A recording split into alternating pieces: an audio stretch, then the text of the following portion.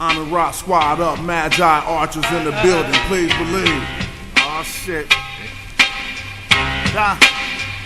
If you ain't Sinetta, no time for that interview, dog. I put my shit out for niggas, I don't send it to blogs. Plan kill off the Buddha, not being discreet. One puff, this big pops and projectiles. Between the sheets. Sun run, cold game, bring your cleats. The best flow blow, Eskimo, penguin feet. Don't need no blunt to burn. You run the turf with 10 niggas on the block. That's a punt return. Ayo, Dolomite prototype soldier with the solar light. Saber and he hold it like he hold a mic. Golden ice pendants, sipping on that overpriced poltergeist spirits. Ripping at the open mic, spoke the nice lyrics like mama moved mean overnight. Golden motorbike holding on some Tron shit. That nice neon kit is on it. The king's libation with exotic liqueur. Queen's vibration like a Sada Shakur. A lot of decor, imported foreign threads, they ain't got it to store. Nubian Kush, and black top pottery jaws. 39% THC, the quality pure. Old rappers try to spit, ain't hot as before. It's like I'm 5 flights above, busting shots at the floor. Cats switch up their style when they ain't got it no more. Cause they gotta keep their product in stores to feed their kids. See what that weed did? Yeah, yes man, agreeing on everything we said. I smother the mic like it's the love of my life. Don't get sliced and beat with the butt of the knife. Brother polite, I say I'm animalistic, cause I still be in the hood with my hand on my pistol. The Hebrews think I'm cannibalistic, E5 divination, channel the mystic, audio visionary. Let's play poetical Pictionary. Picture me burning down your missionary. Yeah, then I send you religion. That red dot on your head, that's Hindu tradition. Invisible, independent, intrinsic shit. I'll bring it all to an end with indivisible games. Charles Xavier, getting your brain. Mental anguish, a manifesting physical pain. Wizard remains to dance in the chemical rain. Breathe slow, then I'm up out of this physical plane. Got military machinery that exercise, weaponized greenery. Shine at a jeopardize the scenery, son.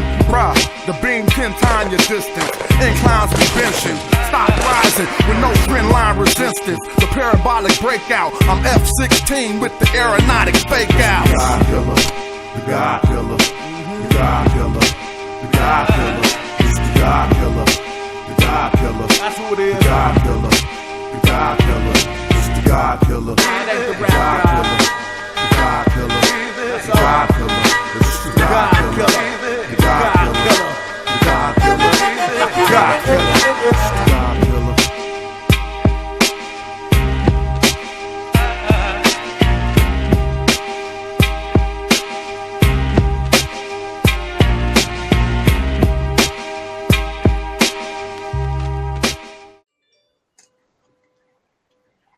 Oh man, let me get over here real quick. All right, Black African Power was good, was happening. A well-organized lie defeats a disorganized truth every time. Woo-hoo-wee. Man, y'all already know what it is, man. It's God Killer in the house. What's going on, family, man? Look, man, y'all know what time it is, man. We trying to get into, no, we're not trying. We're getting into this conversation that was started on Facebook. It's always important for us to discuss matters in the open so that the rest of the community can kind of get a gist what's going on. And so the title of today's show is Putting Myth Against Science, a Tool of Miseducation. And so we have a lot of people in the community that will consistently say that if you don't practice, if you're practicing science, you're practicing the white man's science, and that the ancients knew everything at all times and ain't no way possible for anything in modern times to surpass that. That's basically what you hear people say. And so they'll call you a non-African if you're using modern science. My stance is that science is groomed and grows out of the African culture in ancient times, right? And so the foundation of science and modern science is definitely Africa. UNESCO supports this idea, absolutely positively. So the first million years of humanity, right? I'm talking about different human species use technology and science, right, to move forward to deal with nature. Homo erectus, you know what I'm saying? Homo ergaster, You know what I'm saying? We got tool makers, Homo Neanderthal, Homo sapiens sapien. They all use science, right, to move forward against nature. Because nature presents challenges, plain and simple. And so, yeah, let's really get this in. So I'm going to say this again. When people want to use mythology, right, and pit it up against science, I'm thinking that's a mistake at the end of the day. Okay? Now, I understand that mythology is very, very important to a group of people. I know it's important to African people. We can simply look at the Bible and that mythology. Look how that galvanized and brought people together against Africa. Read the story itself. It's a galvanized story of mythology, folklore, that is put together in such a way to promote the politics of a group of people. Those politics simply goes against African people. So let's get it started, man. Let me first introduce, Voices of Fire, Amara Squad up. Sister Naya, what's good, sis? How you doing? What's good, brother? Voices of Fire, Amara Squad up. Thanks for having me on the panel.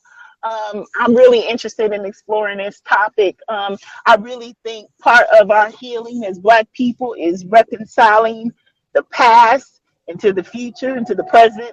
It's about understanding the language and the tactics of your enemy, and it's understanding how through the 9 core areas, which Neely Fuller talked about, how he uses racism and white supremacy against us. So we have to be skilled practitioners in every area, including science, including mythology, including language, including economics, including every area. And we cannot afford for pseudos to come in and define narratives that we cannot prove and use for the betterment of our community. Mm-hmm. Yep. How you doing there, Brother Ujau? I'm a Raw Squad up. Sheshu Meta. What's good, brother? All right, peace. Hotep. Everything is all good. And we're going to organize this truth so we can combat that other organized lie. So yeah, this is a good topic. I've been trying to follow it in the Facebook group between our sister Naya and the brother Alan. It's a very interesting conversation. I think it kind of went in a couple of directions. So I think the hangout and us talking about it tonight will be really good. So I'm looking forward to it. Mm-hmm. Man, brother Sahutep, what's good, man? Mandela, am I saying the right institute? I like to say Mocha University, man. I'm a Raw Squad up. Sahutep, what's good, bro? Peace. And that's Madu and Della. That's right. Almost like Nelson Mandela. Okay. All right. Peace, fam. Peace, Sister Naya. Peace, Brother Unc. Mm-hmm. Peace, Brother Wujawu. And peace to all the listeners. Yeah, that's right. Mm-hmm. So, okay. So, yeah. And I just want to say peace to Brother Reggie. Where you at, Reggie? Black City Plan. Black City Plan. He's out. He's in there in the cut. Sean Meta TV. Yeah, what's good, Reggie? Yeah, I'm here. Right, I'm here. We definitely got some work to do. We got pseudos everywhere. We definitely got pseudos in the Nile Valley community. This question of spirituality can be defined scientifically. It doesn't have to be defined spooky. So we have a lot of things that people are still dealing with, lasers, and they're dealing with transportation, dealing with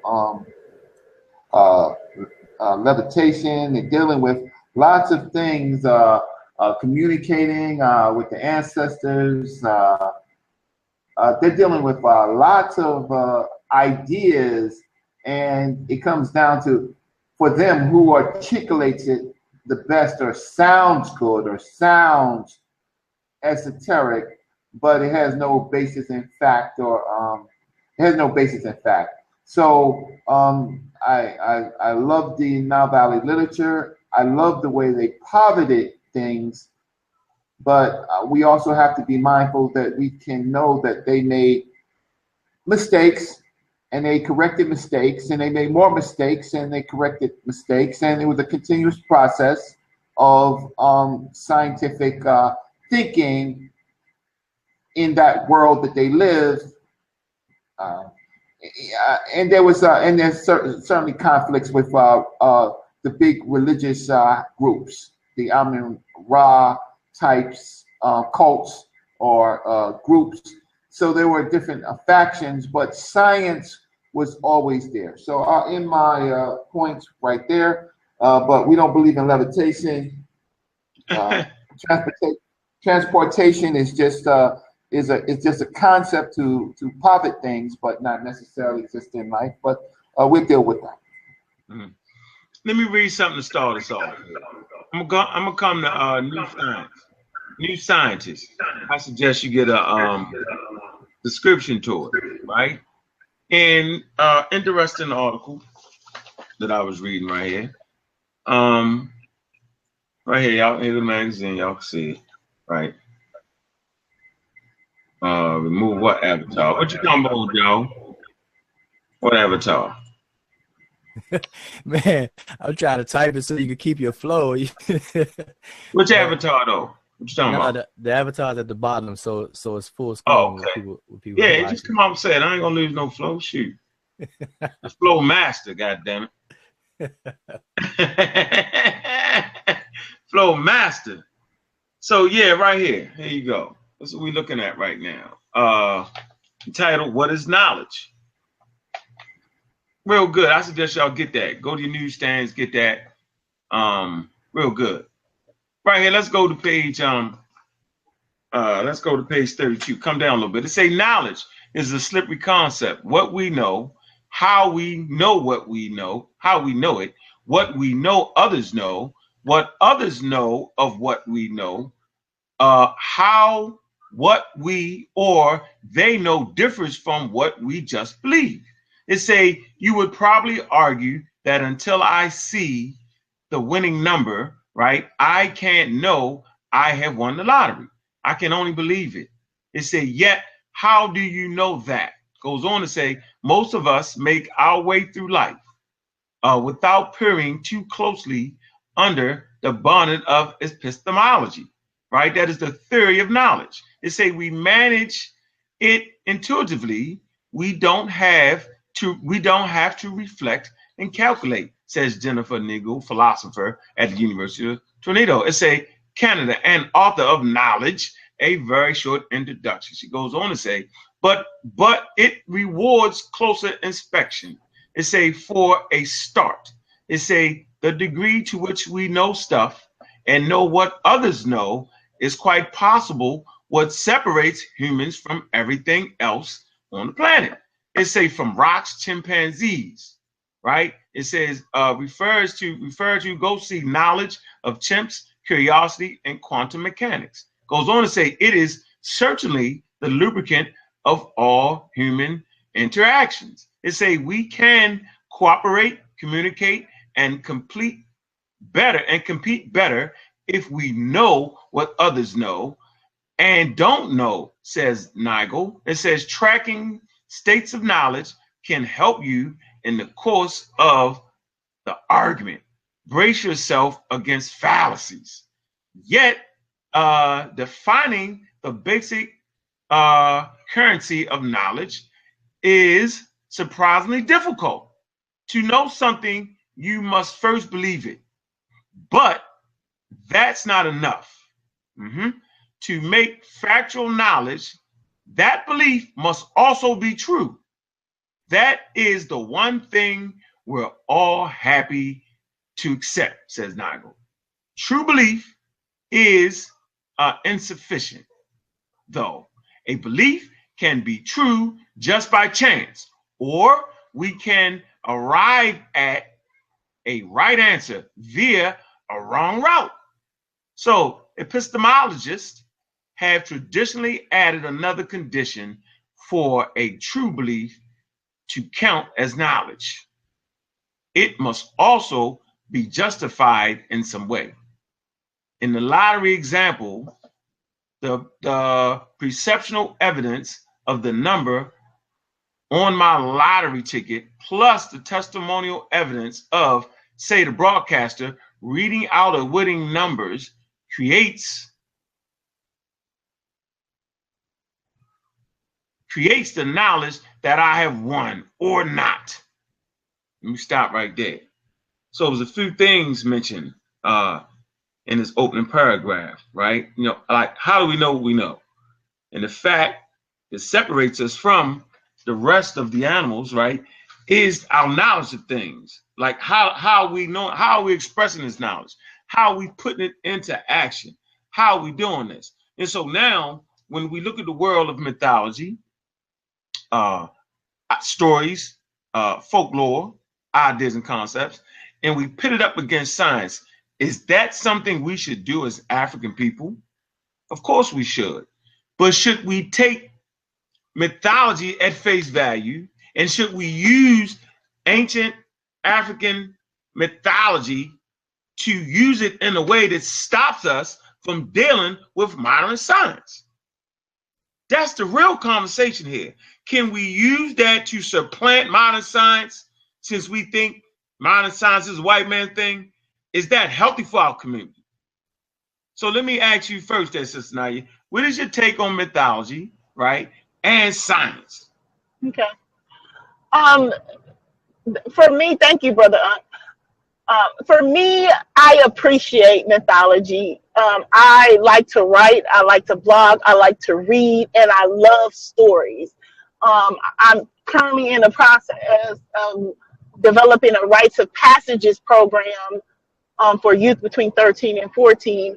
And mythology and oral tradition is very important to our culture. So I appreciate mythology. My position is that we shouldn't demote mythology in our tradition and attempt to pit science against mythology, because it's not needed. The ancient Greeks still have their mythology, and they also study science.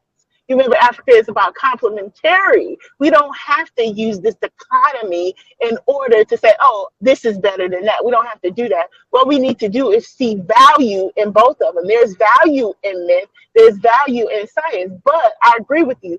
We cannot afford, as African Americans, as African people living in the shores of America, not to use science, because it's too valuable to our survival.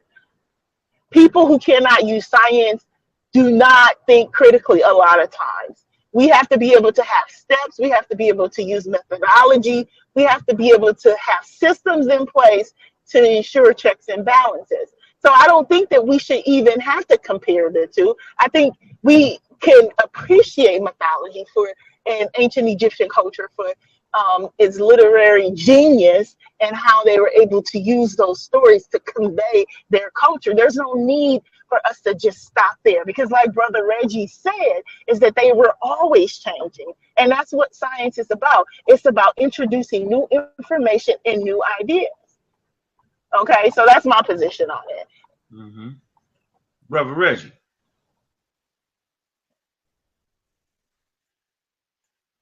Yes, sir. Yes, sir. What's your take on that? Well, you have to do a survey of literature, and I think every year there's enough Meta-Nature scholars on this platform, and then there is others who are either scientific or are very thoughtful. So if you do a survey of actually what the ancient Egyptians say, and you look at some of their vocabulary words, you come up with words like Tet Hesep, right? Which is the correct method. And that is used often in doctrines of its mathematics, but it's also in its instructional speech. So if anyone has read Ptah Hotep, and I'll just read a section of Ptah Hotep. I think Ptah Hotep actually says something that's very important to what we're talking about. He says, this is how the ancient Egyptians posited things in thought. This is from Theophilo Benga's translations and transliterations of Ptahhotep, starting at 42. Introduction to the splendid discourse, uttered by the noble prince, God's father, beloved of God, eldest son of the Nasut's body, mayor of the town, the prime minister of Ptahhotep, intended to instruct the ignorant in knowledge and in the method of eloquence, as a skill profitable to the attentive learner, but harmful to the disobedient. Now he said to his son, do not be arrogant about your knowledge, but take advice from the ignorant as well as the wise, because the limits of the art are unattainable, and there is no profession so skilled as to achieve complete mastery of his art. And he goes on to talk about some other things. My point, can you still hear me? Yep. My point about this, in that short discourse that I read, you see that first, the concept of instruction. And it says, take instruction from the ignorant as well as the wise, and that the limits of the art has not been mastered. So right then and there, from the precepts of Ptahhotep, you see that the ancient Egyptians in their instructions are engaged in methodology. And then there's that other word that I use that the other Meta Nature speakers, writers, thinkers that are here knows it when you doing the Tepi Heseb, where it means the correct method. So that means in that word there are methods, but then there is the top, the Tepi, the correct method. So if anybody reads ancient Egyptian literature, they would understand completely how the ancient Egyptians or the Kemetu or the Ramesh actually thought, and so we wouldn't be having this discussion. I think what it is just as an ignorance to the literature. So I'll stop there. Okay, Brother Saw. Peace.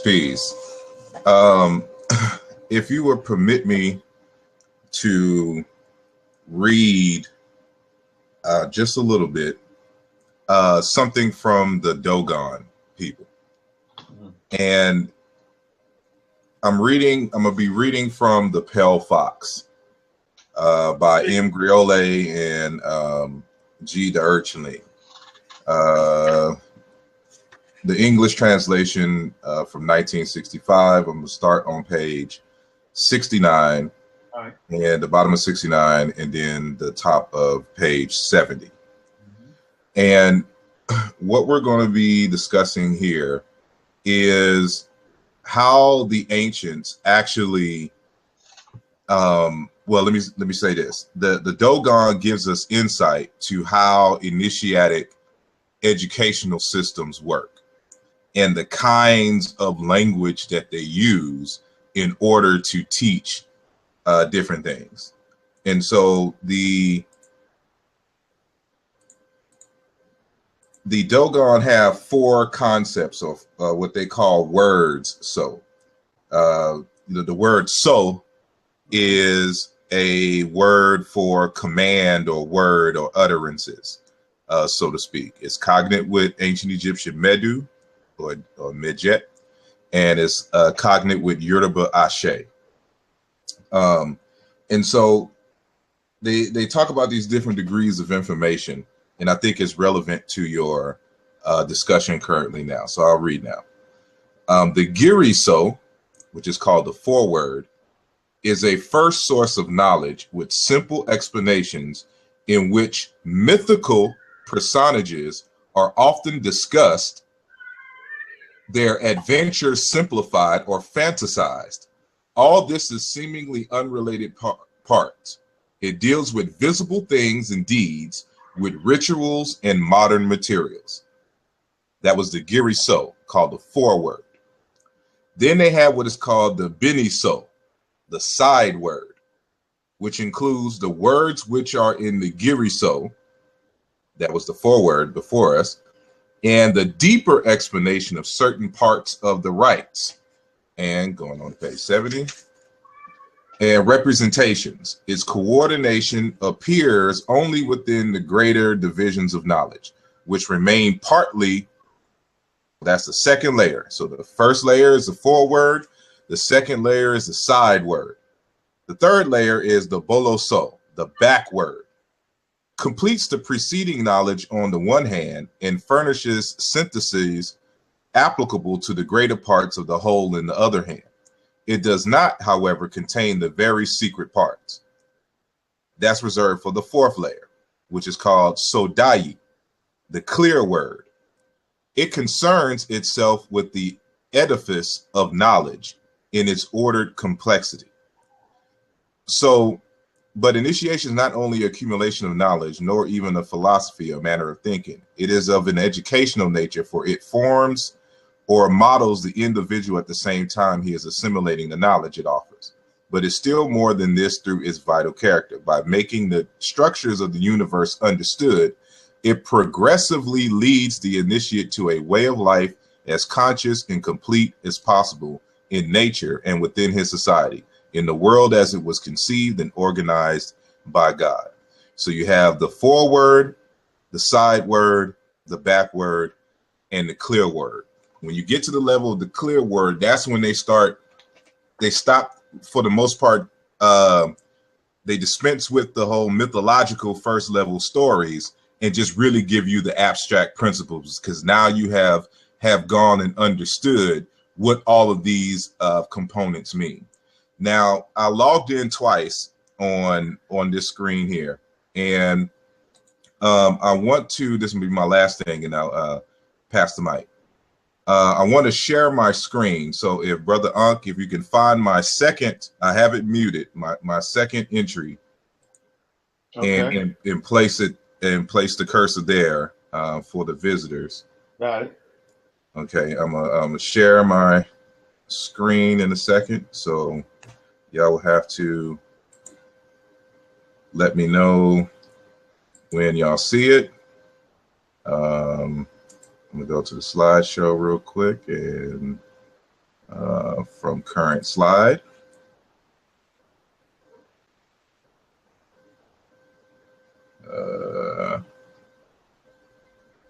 Still see your What face. is doing? I'm sorry? I still see your face. All right, hold on. What's going on here? My computer wants to act really slow for some reason. Okay, here we go. Let me know when y'all see it.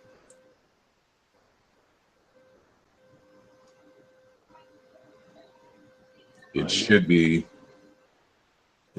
up.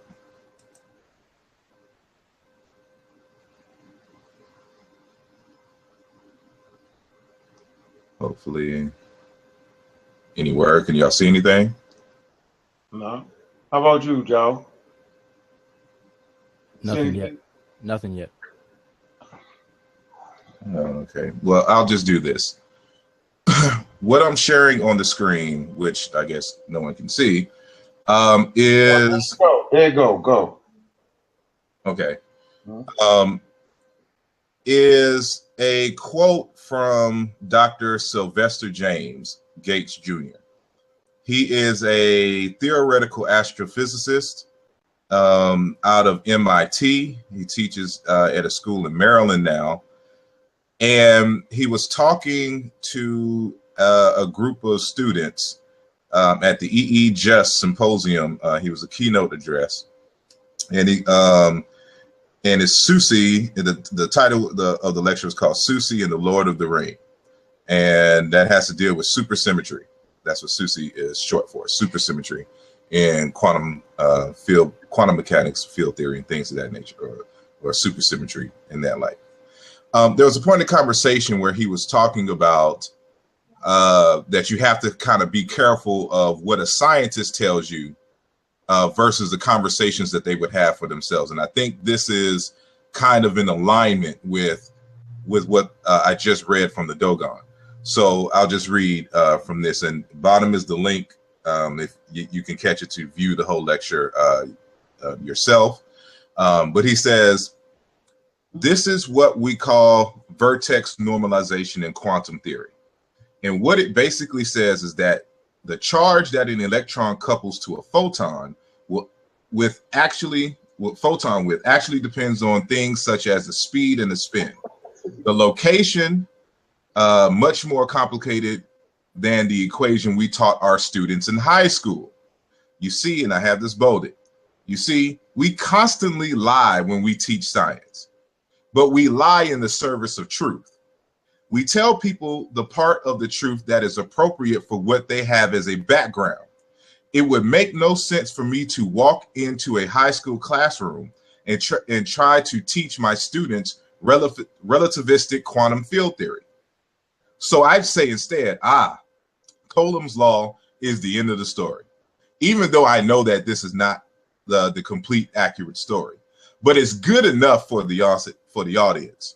So when you talk to a scientist, you need to be very careful if you're not a scientist, because you need to know what the scientist is assuming about what you know, because that influences what we will tell you. So in other words, what is the common stuff for the public is some, I don't want to say watered down, but it is not the whole and complete truth. It's put in a form to where they think you can handle it. But once you start taking these, grad level courses and things of this nature, you start to really get the true gist behind that general stuff that we gave you way back in middle and high school. And so it is no different, even in modern science, than what they did in ancient times, which we see on the walls of Kemet, and what we read in the Pale Fox concerning the Dogon. So to sit here and rely simply on the myths is kind of, backwards, because that is for the babies. You want to get to the level where you can dispense with the myth. And then that's where you're going to have to get into the raw modern science. So that's what they was dealing with. So I will end there and y'all can continue. Joe?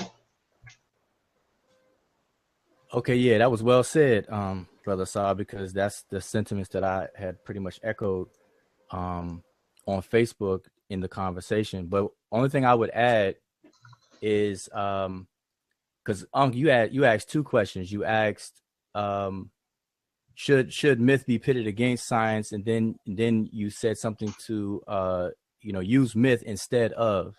And so I say to the first one is that it is I said this on Facebook. It's an error for people to actually pit two together or try to compare them, because they're distinct different things. And as Asar was saying, what I said about myth, to have a working definition of what a myth is a narrative. That's what the word actually means, a story or a narrative that usually makes use of what we now call figurative language. Various figures of speech are used as a literary and mnemonic device in various communities before and during the invention of writing. It is an error to directly compare or pit myth against science when science is a body of knowledge or the tools and methods used to know when something is known, versus a myth, which is an oral or written narrative containing figurative speech. In other words, a myth can have a solid scientific basis for it behind the figurative language, but it in itself is not science.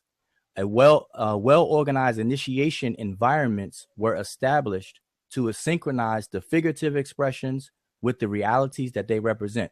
And this speaks to what Asar read from the Pale Fox, where the Dogons have 4 different levels. So it's within this initiation environment that you're walked through the figurative speech that we call a narrative or a myth versions, and you're walked through and you're led into the realities behind those figurative expressions. So we know a symbol or symbolisms stand in for something. So you can have a group of symbols or a group of metaphors, group of allegories, and create a narrative called a myth, but then there's realities behind them. And so in these initiation environments, you were actually walked through degree by degree or step by step, class by class, whatever the case is, that leads you up to what Asar said as well, to dispense with the myth, with the figurative aspect of it.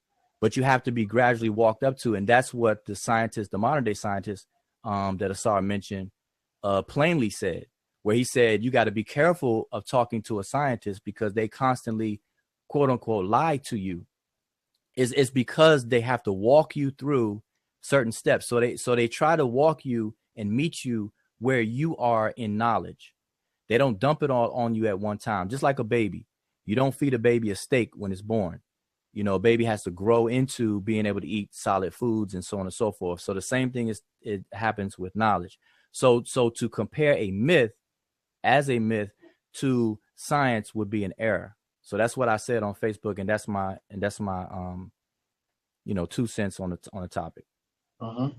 Yeah, I think it's a problem in our community when people actually use ancient mythology to combat science. That just don't make no sense. I'm thinking people just don't understand what mythology is. They don't understand the grains of truth that you can find in mythology. You can even find scientific ideas in mythology, folklore. But that does not mean that we as a people should be stuck in ancient mythology. That don't make no sense. Now we should know our mythology because it helps bring cultural understanding to who we were at 2,500 BCE, at 1,000 BCE, at 50 years ago. We all have legends and stories in our community now. But we should not take that and use that as a tool, right, to miseducate people, because then we're no more better than the monotheistic religions. When they stand tall in a myth and say that is the all in all and all in all, and those people knew everything, that's crazy. And so it's a mental. So we're really talking about mental condition here. We're talking about thinking we're growing up by leaving a religion, right? But bringing the same ideas and the same thing over to African culture and applying it, which puts you in the same situation you was in before you left Islam, Christianity, and Judaism. You're doing the same exact thing. And we stand in front of people and say, well, the Egyptians knew everything. But how could they have known everything? There is no ending to knowledge. There's just no ending point. It's a constant understanding of your natural world around you. It's a dance of harmony. Being able to figure out your environment, being able to produce within that environment. And that's exactly what our problem is as African Americans, those who've been caught up in the kidnapping trade. We seem to have a problem with recognizing our environment, understanding where we're at, and putting together a solid solution as a group to fight against our situation. So I've always said the answer to that is natural answer. Okay? Not saying you gotta I'm never saying throw away African myths and African storytelling. They play a vital role in understanding who and what we are and what we did. What I'm saying is, but that does not mean you got to have one without the other. What I learned through the study of European culture, early on, they learned how to separate their scientific community and their philosophy community, or what you want to say, those or the mythological understandings, they separated it. I'm thinking right now that the African mind, going through all that we've been through, based off of the miseducation, based off of the stripping of our cultural understanding, our cultural worldview, I don't even think we're mature enough to put it all together and be able to understand the different levels of it. Saul just gave you different levels. I don't even think we're there. Not at all. We need to separate that. We need to draw a line. This is science and this is mythology. And I think we need to work from that. I only think we're mature enough to even handle that high level of understanding, but they know the difference. Like Ujao said, based off of the fact that the Egyptians are the first to deal with writing systems, the first to deal with trading, writing, math, and science, and the fact that they was able to build pyramids, do you actually think that they thought that Tahuti really walked around with a bird head? What was he talking about, that Ujao? Because that was very interesting. I said, no. Of course, they were smart enough to separate the difference. Add on to that, Ujao. Yeah. I was saying that, see, in those times, a myth can coexist perfectly well with the science. There was no problem. The people didn't have a problem with it. Why? Because they understood the position that a myth had among the people, among the psyche of the people. They understood that it is in lieu of, like how Asar gave the 4 different levels in the Dogon community. So they understand that it could coexist with one another. That's why I asked you the question. I said, wait a minute, do you actually think the ancient Egyptians, who are the progenitors of math, the consolidation of the scientific method known as Tep Heseb and all its relationships and steps and all that stuff, and building temples, pyramids, and everything, and contribute so much to the world? Do you actually think that they believe that there was a human being that walked around with an ibis head, or a human being walked around with a ram head, et cetera, et cetera? And you said no. So, but these same people as a collective, they did remarkable things. Their genius cannot be ignored. So obviously those two things coexisted, and they can coexist because they understood. Only today do we look at a myth and try to take it literal, and don't try to decode it for the realities behind the myth, and we take it literal and then try to teach it to our babies. We only do that today. But in African societies and cultures, they didn't do that. They had a step-by-step program in initiation environments.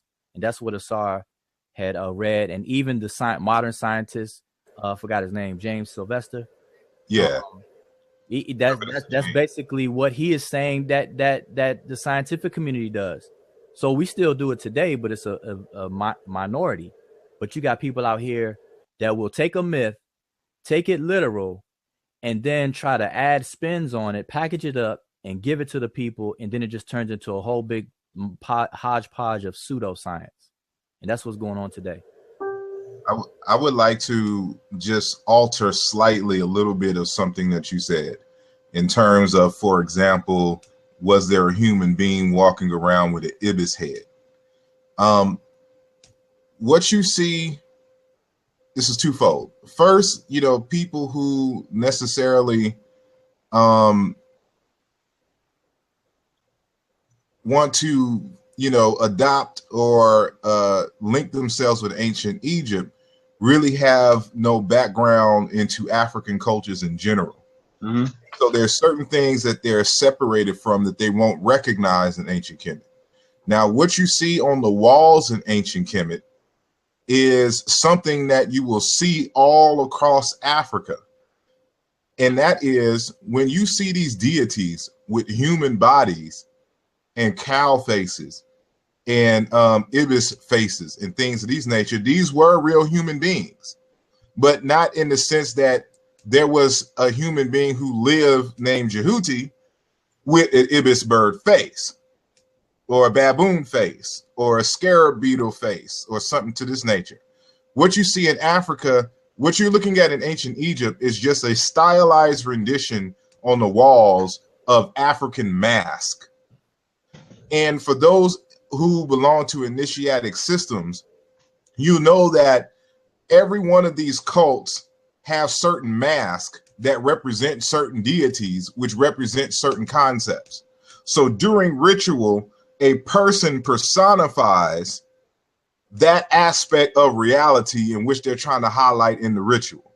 And so if you get any books on the Dogon, for example, and you see them, for example, doing the Sigito festival, you will see, all the initiates and everybody. This is when this happens every 60 years, and they go around the community in the path that the Sirius B star travels throughout time and whatnot.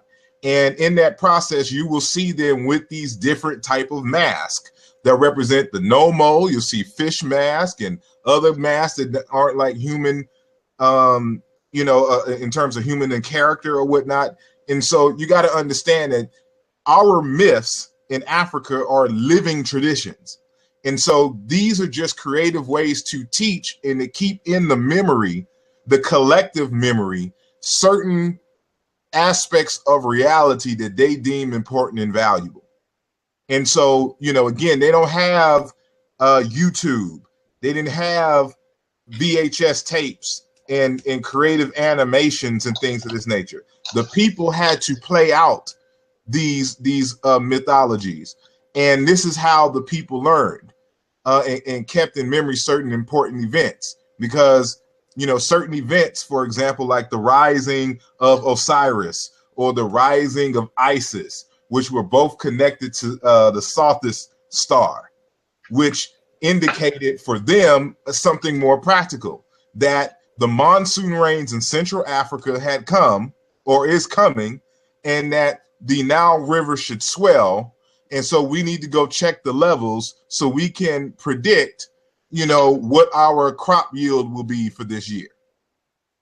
And so the myths are just in the creative, the myths are creative stories to inform them on how to, you know, live their life and what's important, and to keep it in their memory so they can keep a lookout, because they know their language. They know what these words that were personified mean. And we're so distant from that we just think it's just some random blubbering. But I'll end right there. Well, I just want to clarify that everything you just said is exactly what my question had entailed. That the ancient Egyptians knew the difference between a human being with a mask versus a sentient flesh and blood human being that's physiologically has a ram's head and all the other human body parts versus an ibis head and so on and so forth. They definitely discerned that difference. So that was my question. I mean, that was my question to Unc, is if, you know, but people today will say that these deities, Neteru on the walls, they'll even go as far as to say that they were like that, and they, you know, or that they are aliens from another planet and so on and so forth. So, you know, I'm just saying that the myths, the narratives, the myths coexisted with their practical knowledge and application of the science of that day. Mm-hmm. So I like to say, and I think I've heard a few of us on this panel say that myths are myths and science is science. What's your take on that, Sister Naya? I think you might have the same take. What's your take on that?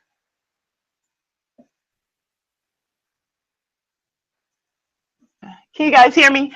Well, you know, I'm fairly new to the topic, I certainly look at things from, you know, in-depth psychological perspective. For me, it's about us being able to reconcile our past with our present. So it's about us being whole.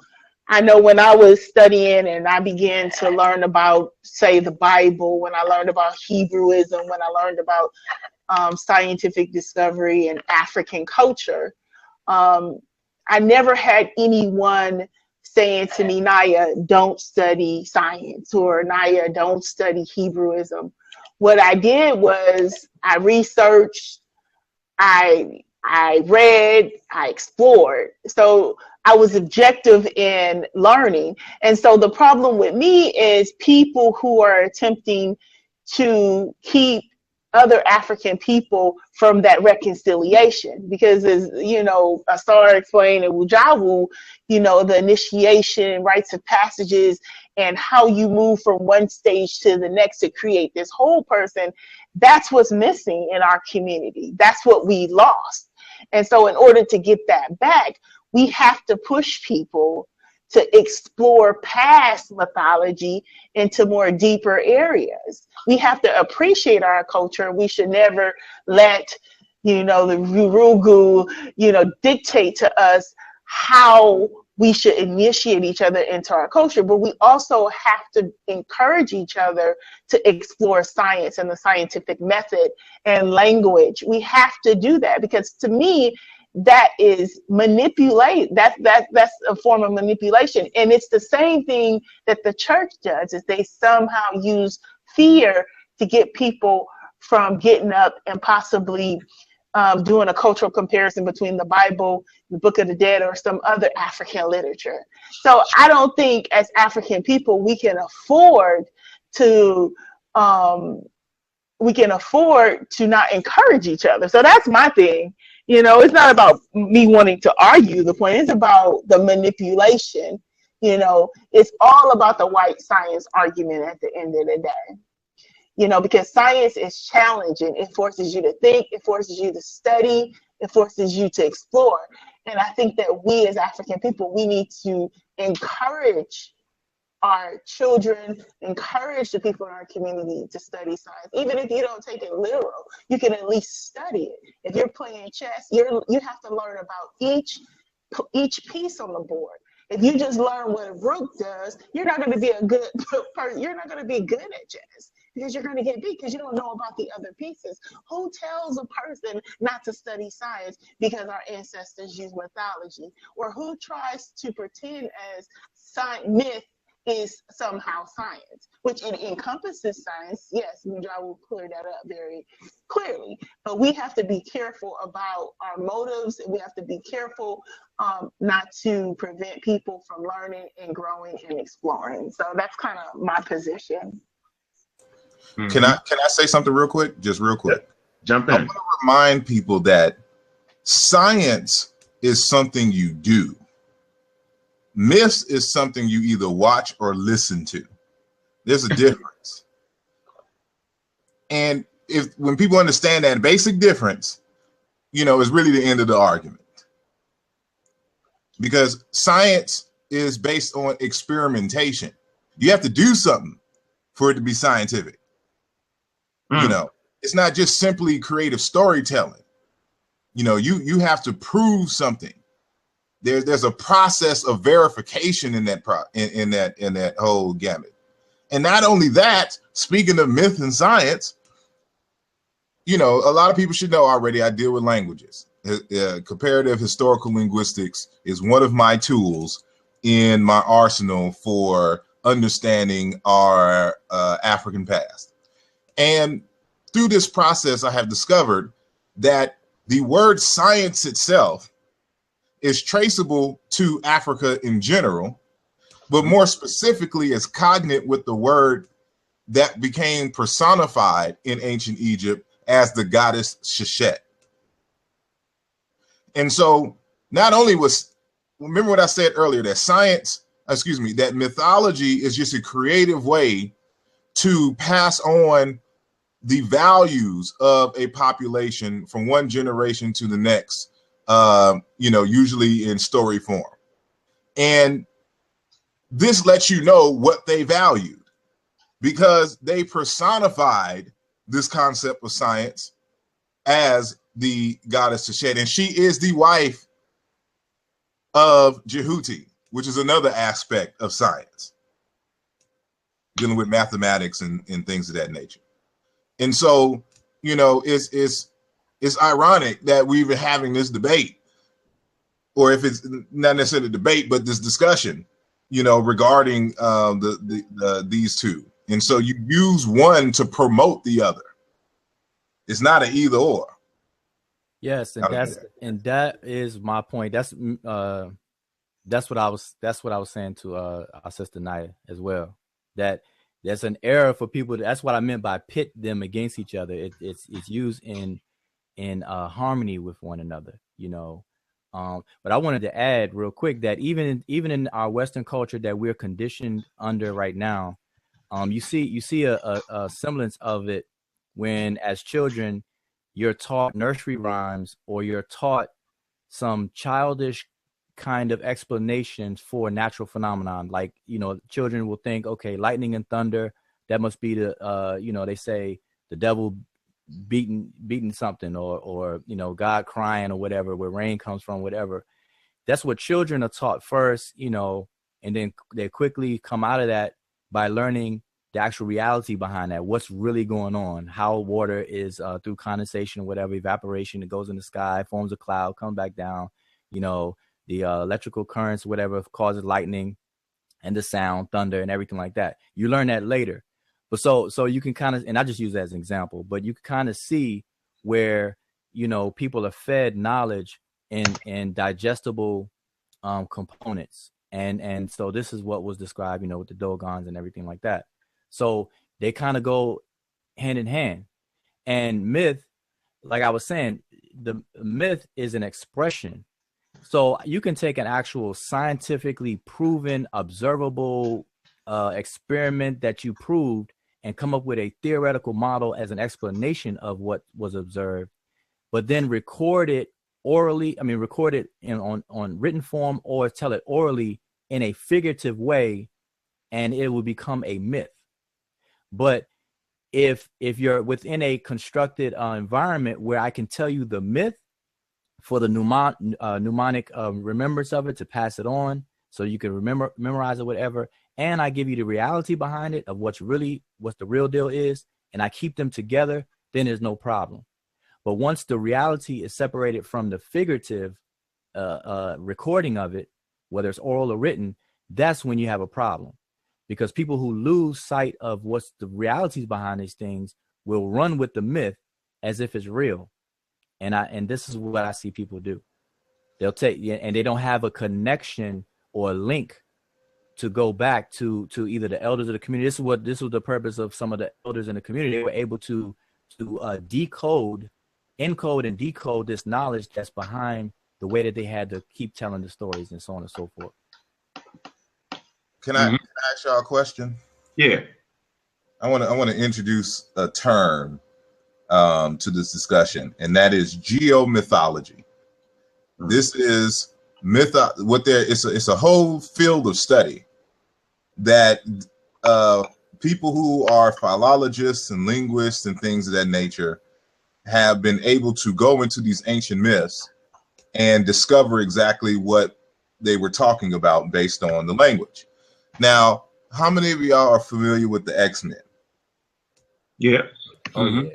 Okay. All day. So y'all should be familiar with a character in the X-Men called the Cyclops. Yep. Uh-huh. Now, what is the main characteristic of Cyclops? One eye, can see everything with one eye, right? Not necessarily one eye. Well, technically, the more historical Cyclopses had one eye. In the movies, he's just blind and has that, but he has that one vision thing in which kind of a laser, fire, whatever kind of force comes out of his eye. Yeah. Right. Yeah.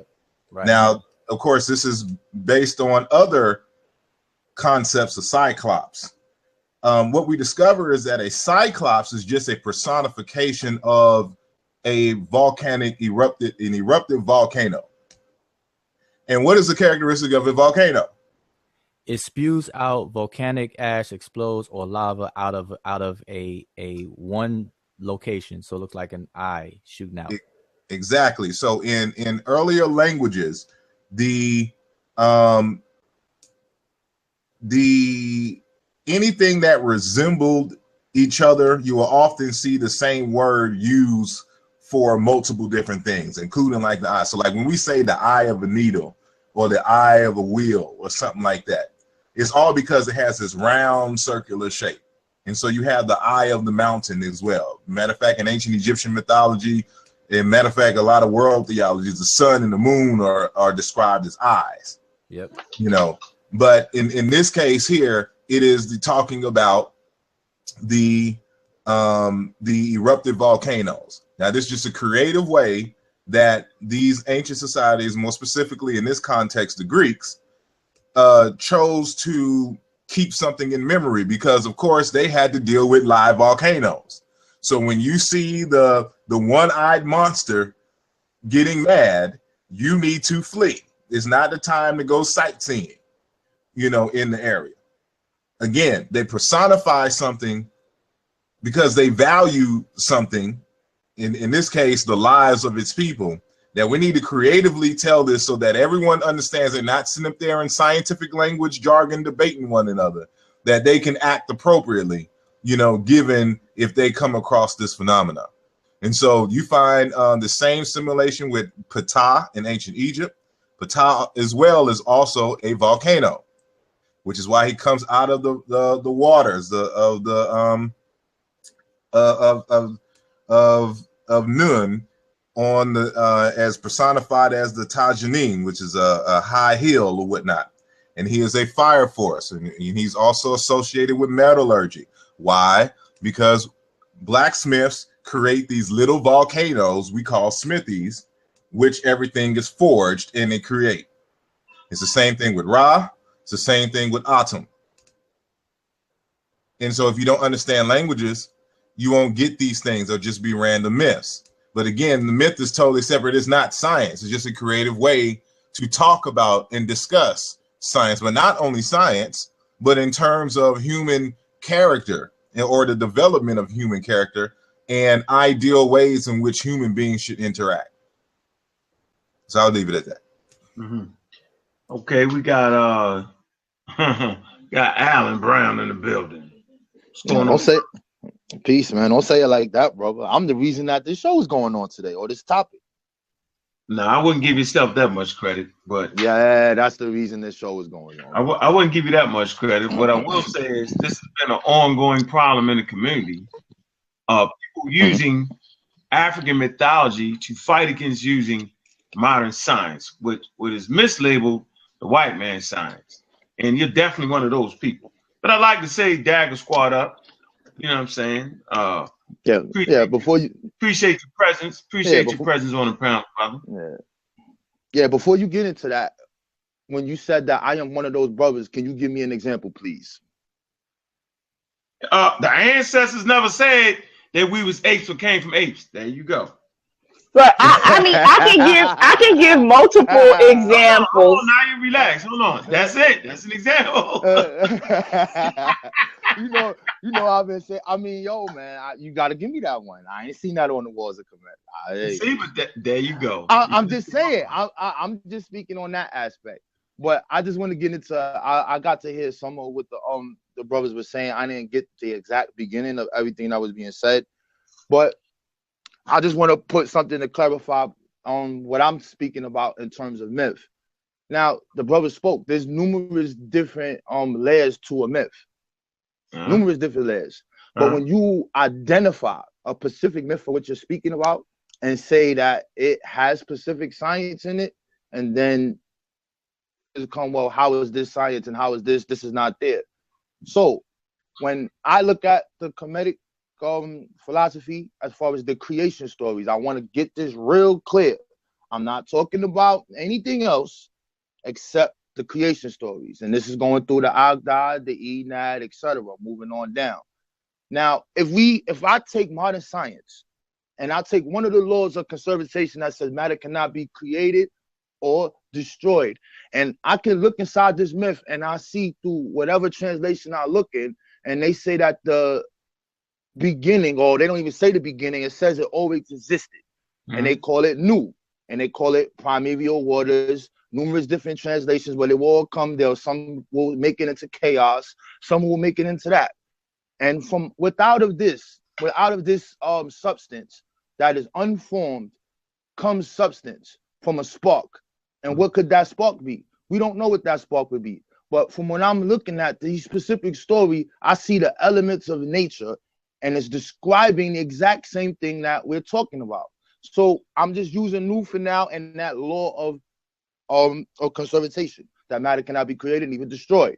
So what definition do we have that fits that in any body of science? We have dark matter. What is the first definition of dark matter? They would specifically tell you that is undifferentiated matter. How do they know that this exists? What is the science behind it? How do you observe this? It's called gravitational lensing. How did they even utilize gravitational lensing to see this? They had telescopes to look to see about the forces of light bouncing back, etc., etc. Did the Kemetic people have that back then? Did we find a telescope? Do we have archaeology of this? We don't have that.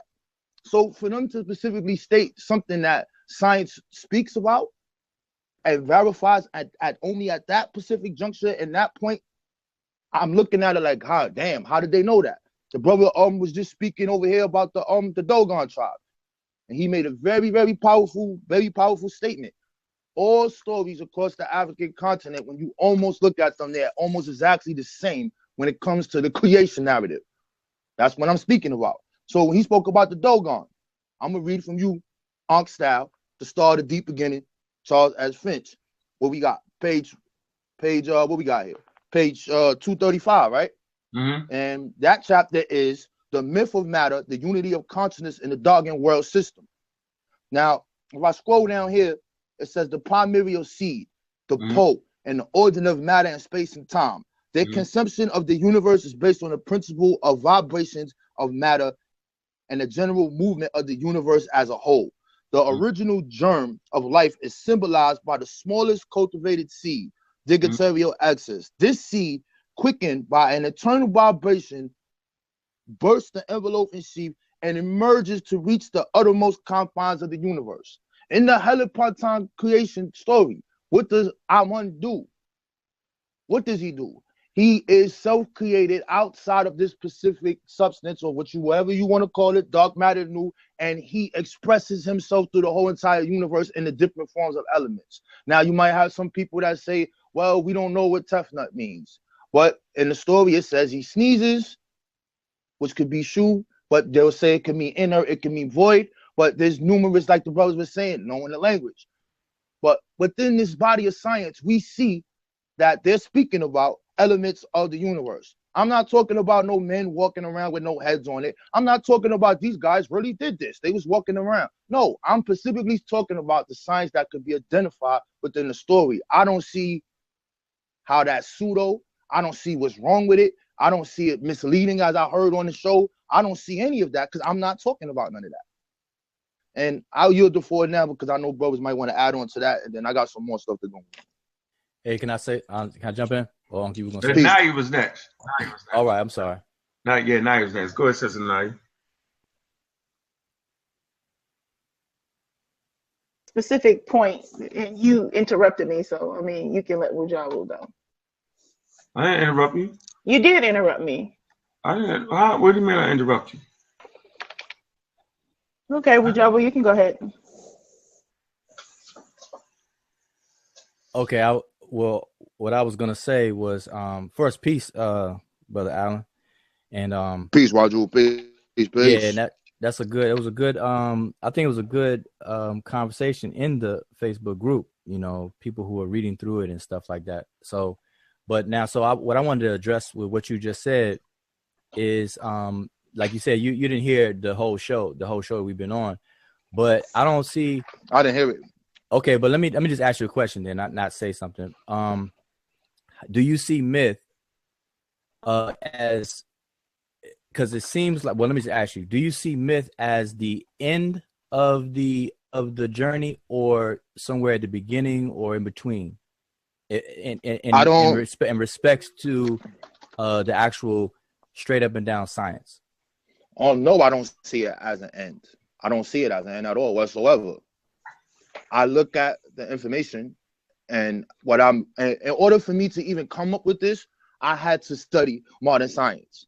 There is no way in the universe that I could sit there and say that, or even mention any of these things, if I'm not looking at what the essential things that make up physical phenomena, nuclear, strong, weak, electromagnetic, and those gravitational forces. And if I'm not dealing with that, and I'm dealing with cosmology or physical universe, then that would be obscene. I don't even move in that way.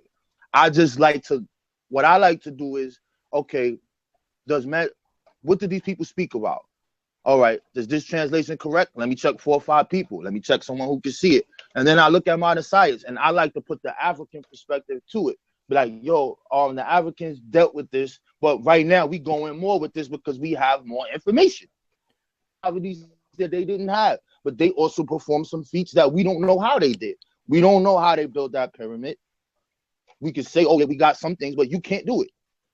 Put that together with the tools they had. They tried it and they failed, and they can't do it. So that's where I'm coming from with it. Okay, so let me just say something real quick, and I'll just yield the floor to the next person. So that's good. I'm glad that you said that, because as Asar gave an example of what's called geomyth, it took a rigorous study of the language and some other tools that was used to actually decode what was encoded in the form of what we call a myth. So they were able to decode based on words and what they meant, and how you can see how Cyclops is connected to an actual volcano. So the reality is that they're talking about a volcano that's erupting, but the myth is that you got this monster who gets mad and spits out this laser or whatever out of one eye. So it's through. So if you were back in those times and initiation environment, the two things will still be connected: the reality and then the narrative that we call a myth. So the myth and the science will be traveling together in the psyche of the people versus just the myth. And so this is what happened. We had to be careful today, because once that's severed and cut off, now people are doing guesswork. And the only way you can do it is through rigorous study by way of the culture, by way of other tools and the language itself. And this is why I said on Facebook that until people actually study the language of the particular culture under question, they will always be handicapped, because language is the DNA of culture. It transmits the culture, and it's in the psyche of the people that you'll find recorded and fossilized within their language. So that's all I wanted to add. I have a question, and that is, it seems like, and this isn't just you. I think to our brother Allen, peace, brother Allen, if that's his name. Peace, what's up? Peace. It appears as if we are only adopting those aspects of African mythology that appear to coincide with the modern science, without being able to separate that which we know is not true versus what we've come to know, saying is true. And so I think you say you didn't catch the beginning. Brother Unc was reading a definition or having a discussion about epistemology, the processes of how we know what is true is true. And actually, this is what real metaphysics is. I hate going to social media and they talking about being metaphysicians and metaphysics and stuff like this. Metaphysics is basically a branch of epistemology in trying to understand how do we know what is truth or not. That's a different discussion. Yeah, but philosophy. Yeah, so it's philosophy has to deal with logic. And so not just my opinions on whatever. That's not philosophy. Philosophy is the science of logic. And so within that, how can something, be logically true, given experimentation and whatever, or not? So what if, for example, that we come to discover through the scientific method that none of what the ancient Egyptians talking about was correct? Will we still adopt it and try to argue that the ancient Egyptians is the one who have the truth and the modern sciences don't? I don't think no one would do that. And I think the real argument is, or I was just put this question again, so I'm glad you on here and Wujah was on here. I asked a question on the group. I said, can we verify the concept of Amun and Ra with science? Can we verify this? Can the concept that embodies those specific concepts be verified through science? The reason why I asked that specific question is it seems like we like to harp on at all different kind of people. You dealing with myths, you dealing with this is not real, this is not this. So I'm like, I never really see this concept or the creation concept broken down. Because when we really look at these specific stories, if we go into the Linders works, I-350, and we go through all of those standards of 90, 100, 200, that sounds exactly like the Bible, regardless of what translation you look at. But are they really talking about that?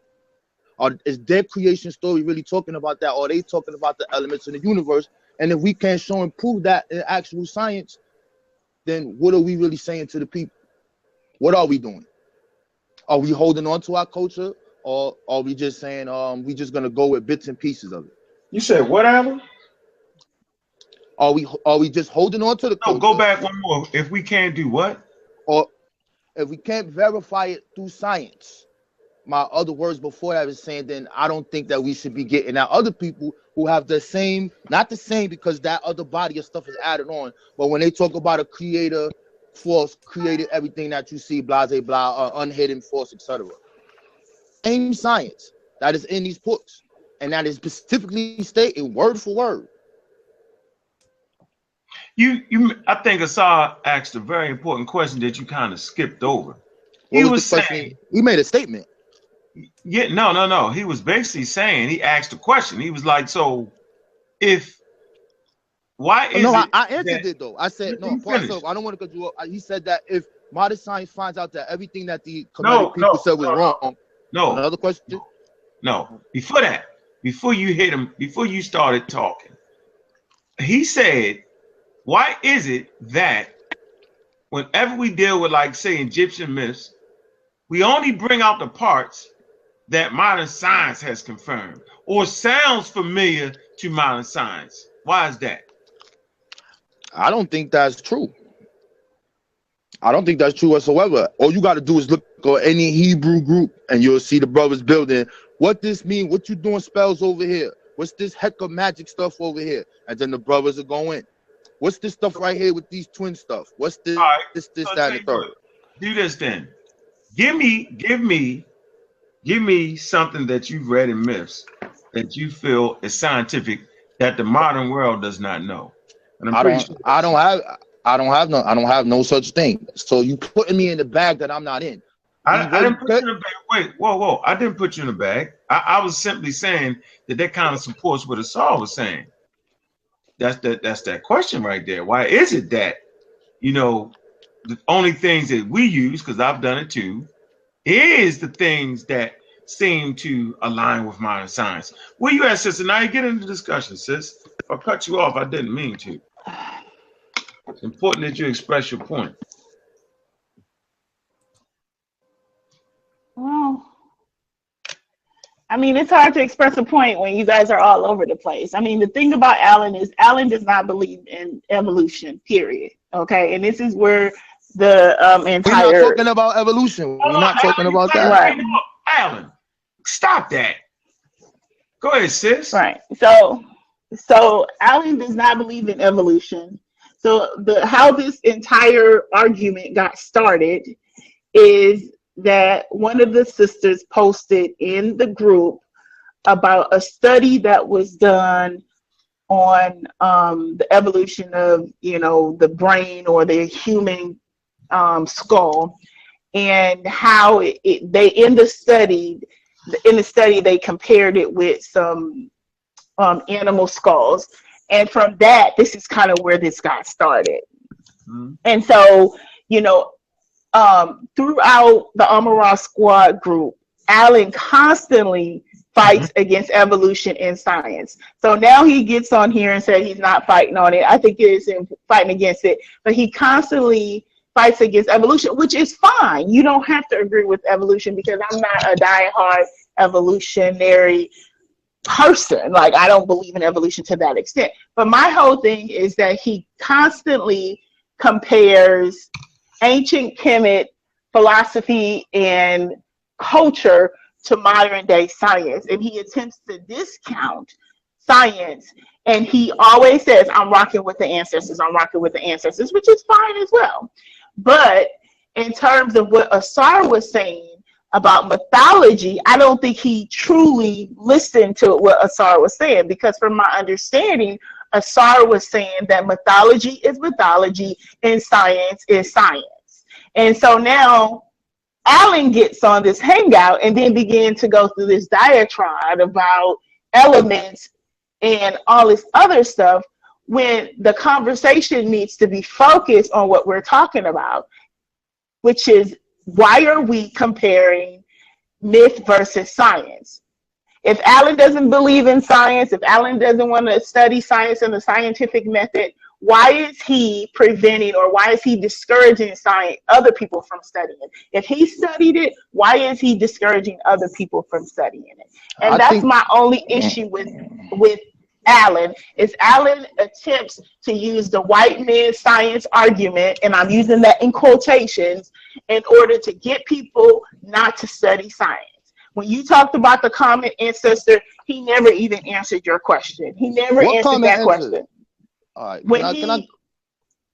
I'll put you on the clock. I'll put you on the clock in the group, and he asked you about the common ancestor question, and you refused to answer the question. All right, I gotta interject. It. I got to interject. Listen, that post, you can't find a post on Facebook that I said that man came from monkeys. You can't find a post that is in his post that says that I said that Ahmed Rod Squad teaches that man comes from monkeys. That never comes out of my mouth.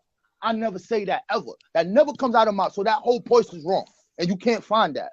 No, the post don't say that. Hold on, Alan. The post don't say that. You say you don't say that. He calls the 8 people. Yep. Yeah, you call us the 8 people.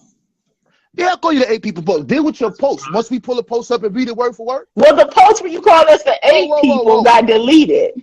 Yeah, deleted that. Whoa. Hold up. Let's get this straight. I do not teach. First and foremost, I haven't spoke about evolution in almost like a year or so. When I post, I'm specifically dealing with West Africa and our dysphoria. That's what I be posting about, or what I'm doing in the community.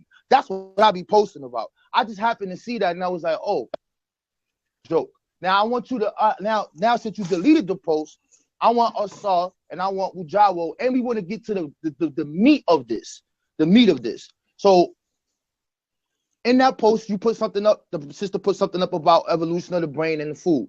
I said, "Oh man, y'all love them apes." That was a joke. That was sarcastic. I said, "But what about what the ancestors said?"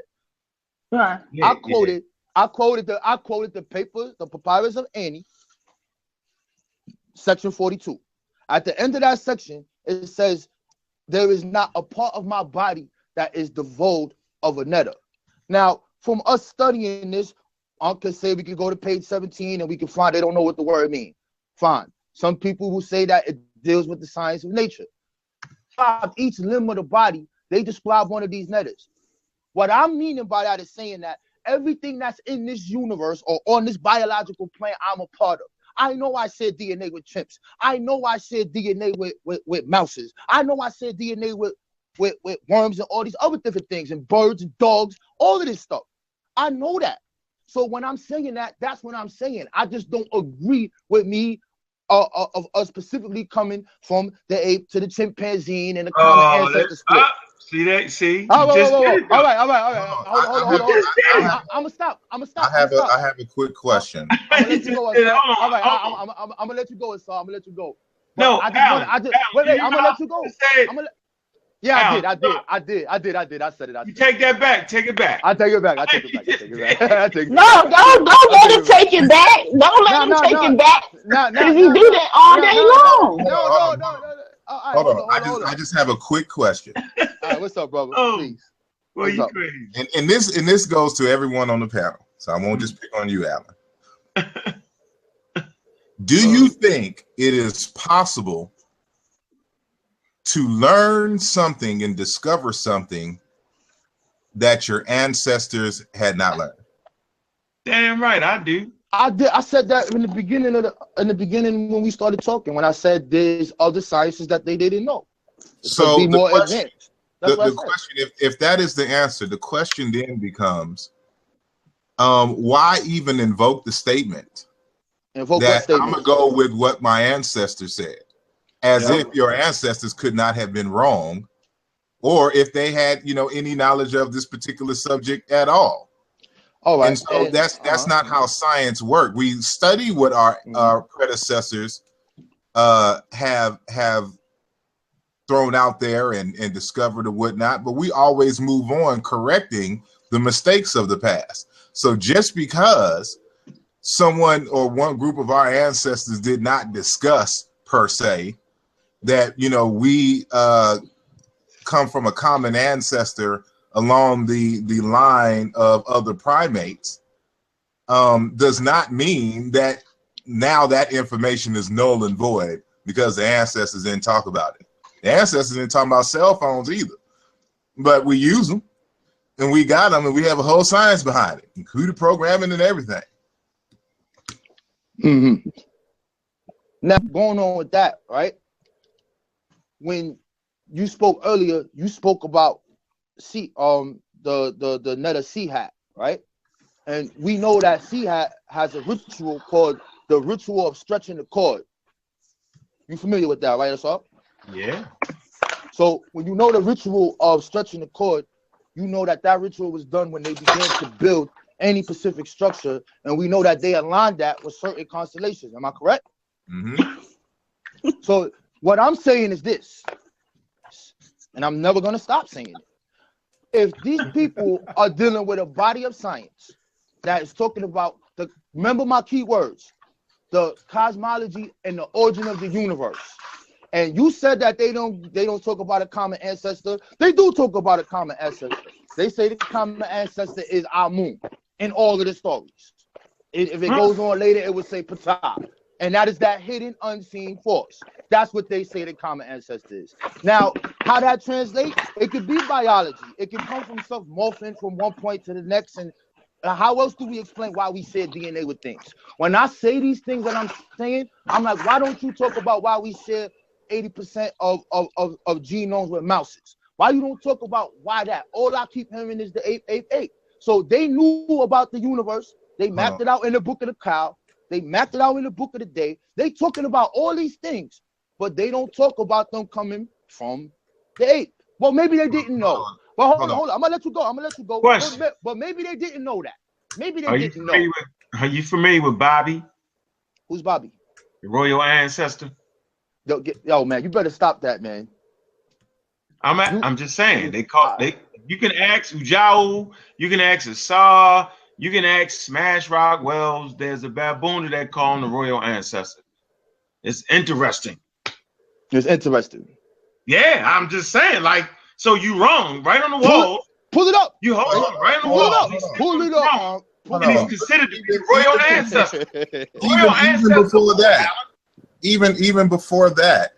Because it's amazing what people talk about, what we don't talk about, as if they are privy to every single one of our conversations and presentations that we've had, over the years. So of course we had. I'm speaking in general, Asar. This is what I'm in the public. We don't see that, Asar. We don't see that, Asar.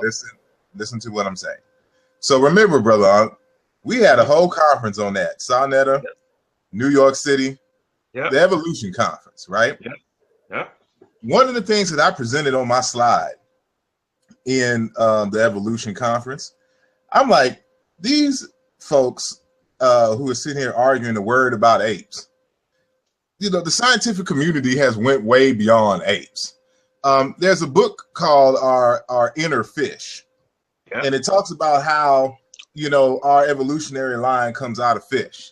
And I went to discuss how the Dogon also said we come from fish. That's peace. That's peace. And as well as the Zulu folks. So I'm like, I don't see what the problem is. And first of all, when you and I should pull out my Obinga book where it talks about the evolutions in ancient Kemet. We discussed that as well. I think Brother Reggie, I know I tackled it, but I know Brother Reggie tackled it as well at that same conference. This whole concept of evolution itself is right there in the mythology. And it will tell you that it's not just a simple fact that we just popped out of nowhere from a moon, for example, that a moon evolved himself, Ptah evolved himself, Ra evolved himself into other deities, and then the deities evolved into the earth, and the earth evolved into all the other life forms that we see. It was an evolutionary process, and they tell you this in the actual text. And so it behooves me for people to latch on to Kemet, but then be against evolution when evolution was the basis of ancient Egyptian religion. Okay, hold on. Even remember what I said earlier, that deities are the personification of certain concepts and values put into a mythology that they want to pass down from generation to generation. The very god Kepler is the personification of evolution. Its very name means to evolve. Now, hold on tight. I got to come with the primary with you guys, and then I got a big question so we can add on about this. I want you to talk to me about this hymn to Amun. I want you just said that they don't talk about Amun splitting into different forms of elements. Not no spooky stuff that's beyond us, but Amun is the hidden force that's behind us. You just said that they don't say that. You ready with y'all? Wait, you ready with y'all? Hold on, 1 second, Alan. Let me just correct you real quick because I'm listening like everybody else. That's not what Asar said. He said that the humans did not pop up out of nowhere or directly from Amen. That it all takes place in an evolutionary process. This is why we have the deity Keper, which the creation story that you're talking about. You can look at the book of Knowing the Transformation of Ra. I got it. And Drawing of a Pep. You'll see the word, if you look at it in the language, not just the English, you'll see the word Keper used in all of its variated forms all throughout that story. Keper, Keperu, Kepera, all those kinds of things are used right there to explain how this is an unfolding process, how one thing transforms or comes into being or evolves or change from one thing into another. I'm not even debating that. I'm debating this. No, I'm not saying you're debating. I'm saying I'm saying that. No, you mischaracterized what Asar said. So Amen. But how do you know Amen means the hidden? How do I know it means the hidden? And it's not a homonym. That the word means hidden. I'm gonna give you my sources. I use Faulkner's Middle Egyptian. I use Gardner, Middle Egyptian. I used who else? I got Budge, and I put them together. I talked to the brother Maru, and everything that I looked at, it says Amen, right? It'll say IMN to be correct. That's what it will say, and it'll specifically have the glyph of the person hiding behind something, and then it will speak about it as far as being unknown. Now we're gonna get to this. I'm just gonna pull this up, but you know the word. Hold on, you know that the word Amen that means to create, right? To say again. There's a word Amen that means if we use the German transcription, they use J, M-N, to create. Do you know about that word? And that's what. No, I don't know about that word, but that's what the stories say that Amun does. He is the hidden force that brings forth creation, that brings form to that unformed avenue. That's what it says. You're right. I'm not in that creation story, do you see a determinative of a person hiding? No, I don't know what story you're talking about. So you got to tell me which one. I don't know. Whatever one you're reading, the one that you said the ancient Egyptians, they have a way of letting you know exactly what it is that they're talking about in terms of their determinatives and things. Right. So the meaning that you just put to it, I'm not debating that. Yes, it does mean to create. That's what he does in all the stories. So why would you choose the hidden versus the create? To create. Meaning the hidden force that is behind creation. No. Why would you use the word hidden at all? Okay. When there's another word, Amen, to create. Okay. I'm gonna tell you right now. All right. Roll with me. Roll with me right here. Where we at? All right. We are in chapter 100. Linen Papyrus, I-350. Amen. The one who initiated existence on the first occasion. Amun, who developed in the beginning, whose origin is unknown. No God came into being prior to him. No other God was with him who could say what he looked like. He had no mother who created his name. He had no father to beget him or to say, this belongs to me. Who formed his own egg, power of secret birth, who created his own beauty. Most of our God who came into Most of our God who came into being. Every God came into being since he began. Chapter 200. And if you want the transliterations, I will give it to you so you can check it. If you then call me back and say that shit is pseudo. Chapter 200. Secret of manifestations sparking all shape. Marvelous God, rich in forms. All God boasts of him to magnify him. He is the great one in Holopolis. He is called Tatenin, which you said earlier. Amun, who comes out of the none to God. Another of his forms are the 8, which is the Agdad, the primeval one of the primeval one's begetter of Ra, who completed himself as Amun. And all through this whole entire thing, I could keep reading. He is so like hidden of name, like his secrecy. Everything that I'm reading or every plural or the body of information that comes behind it describes this person and says that not even a person, the force that is behind creation. So I'm not gonna argue with you about the word means create. When you ask me where the word hating come, that's where I got it from. And let me tell you this. Let me tell you the book. Let me get you there. Ancient Egyptian Readings, Van D. Dogan. So that's where I got it from, brother. So okay. So my next question then: have you heard of a concept called paronymy? Nope. Go ahead, brother. Okay. Paronymy is a process in which a community or a population seeks a connection between words that sound alike in their language or in another language, for example. When you read any studies on ancient Egyptian culture and literature, they will always talk about what they call punning. Have you read about Egyptian punning? Go ahead, Bill. Add on, brother. Nope. Okay. These are all concepts you got to understand when you're reading the literature, because they pun on words all the time, to where you have a word amen, which means a hidden. Then you have a word amen, which means to create, or the creator, so to speak. And so they do puns all throughout the text, just like with the one with Ra, where Ra says that he created human beings out of his tears.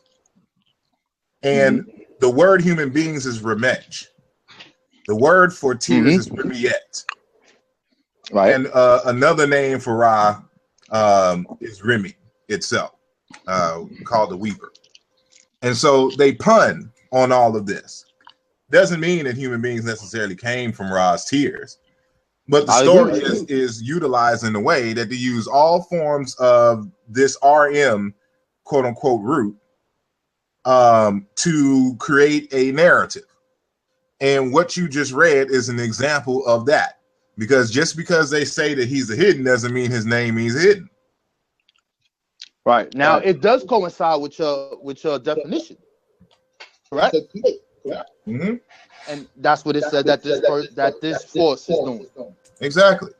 So like we on, I don't know, we on the same page, bro. No, we're not on the same page. Because yes, we are on the same page. Because all right. Listen, I know what I say. I know that you're not on the same page.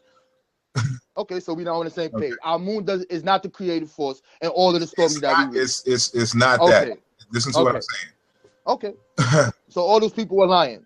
It's not. Faulkner is wrong. Because the word, wrong, all of them because wrong. the root men also means to establish, to be solid. In other words, to be in order.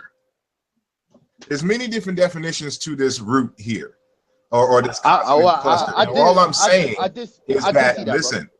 All I'm saying is that the ancient Egyptians punned a lot, and they exploited the similarity between words and created a narrative based on these homonyms or homographs, I should say, since we don't know the vowels. And so it is, you have to be careful, for example, when you're saying that this word and this God and this means this and this and this. It takes a lot more effort than just simply reading surface stuff without understanding the language. I got what you're saying, brother. I'm not even gonna. I can't even debate with that. Yeah, I believe you're correct. But all I want to ask you is this, brother. When we look at the Book of Knowing that the brother was talking about, they don't use. They use Nebuchadnezzar, right? Or the Lord of Limits, or whatever. I don't know what you're gonna tell me that means, but that's what I get what it means. The Lord of Limits. All of them stories, when they're saying, all of them stories that I'm reading is talking about the creation, brother. And it's saying that Amun is the creator. Am I correct? The creative force. Am I correct? Yes, I'm sorry. I'm doing two things. I would say no, not in that book. No, not that book. Not the Nebuchadnezzar. Not that one. No. That's why I said Nebuchadnezzar. Yeah, and so we got to remember as well that there's different cities, different time within its history that you get different creative narratives. Absolutely. Well, let me just interject something, because see, now we're going back to one of our earlier points, is that this is why it's important to understand that myths are a narrative, number one, and two, the narrative usually most likely contains figurative speech, figurative expressions. So unless you have that tethering line to understand the realities behind the figurative language, then you're going to have to do a whole lot of work. And one step in lieu of getting there is to understand the language and the culture. So until people take up that effort to do that, then you're gonna just be simply speculating, guessing, and it's like you could be right, you could be wrong, and this and Did that. my computer freeze? You frozen? So, No, you're not frozen. what? Can you hear me? And then, Alan, you'll get into an argument over that. Where you What at, sister? happened? Hold on, can you hear me? You froze up. Who? I can't. Can you hear me? What happened? I can hear you. I hear you. It froze up, man. What froze up? It just froze. Like I saw I was talking, and then boom. I can hear you. I'm Where saying, you at? I was just talking. Can you hear me? Yeah. Go ahead. Go ahead, Joe. All right. I don't know if you can hear me. Alan, I Okay, can't. so what? you hear me? Okay, Yeah, yeah, I yeah. can hear you. So what I was saying was this goes back to our earlier discussion about myths and what they actually are. They're narratives, and they usually use figurative expressions. So unless you have a direct tethering line to understand the realities behind the figurative message or figurative narrative, then you're going to have to do a whole lot of work. And on that journey, one thing you have to do is study the culture and the language, because within the language, it records the psyche and what was going on, because they had to record and, make solid these different meanings and what these different deities were doing, and so on and so forth. I All think these different words. that's an arduous task, man. That's a hard task, man. Yes. But the reason why I say that is because in the one that you did bring up, when you say Amen did this and that and the third, if you look in the language, the way that Amen did X, Y, and Z, they use the word Keper. So they'll say that, okay, Amen has many forms, the Agdad. Those like the forms of Amen, but yet Amen is one of the Agdad, Amen and Amenet. So you can't have Amen being the forms of the 8, but then being one of the 8 at the same time. So you have to understand that they have realities behind these stories, and until people even do their best, because a lot of the realities may not be uncovered or rediscovered, but at the very least, people are going to have to study the culture and the language to know the realities behind those mythical stories, and that was why part of our conversation. Well, Joe, I just want to ask you one question. The creation stories that we always just talking about, do you see the laws of physics or science in those creation stories? No. Because we don't have any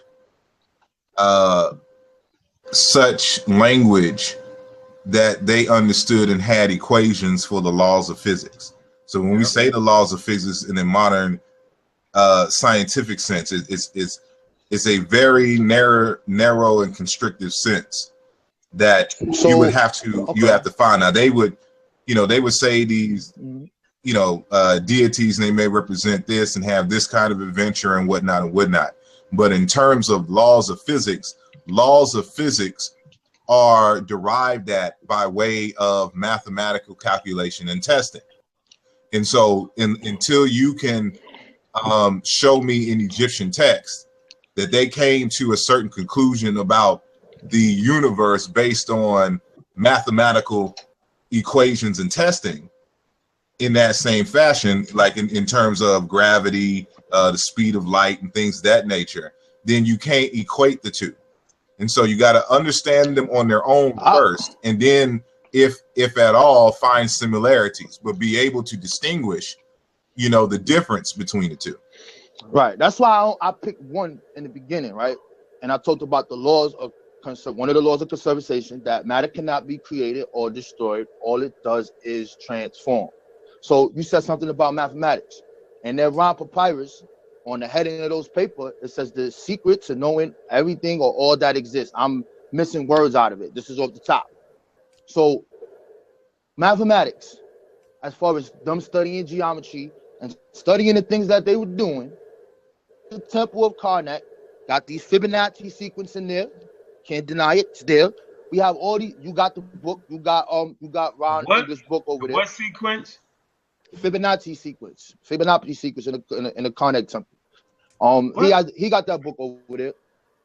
Brother Asar has that I book. don't know about that. Hold on for a minute, Alan. Hold on for a minute. I'm gonna stop. I just want to say this, and then you could ask me about it. I don't have a problem building on that. So when they describe new, it's a consistent. So you see, you said something that out of all of the time of Egypt, yes, the stories do change. New don't change, brother. It says that is this. Yes, it does. I mean, because for example, put in one story, Ptah gives birth to Nun. Yeah. Right. Now, you check it out. gotta separate the stories and let them exist in their own right as you find them.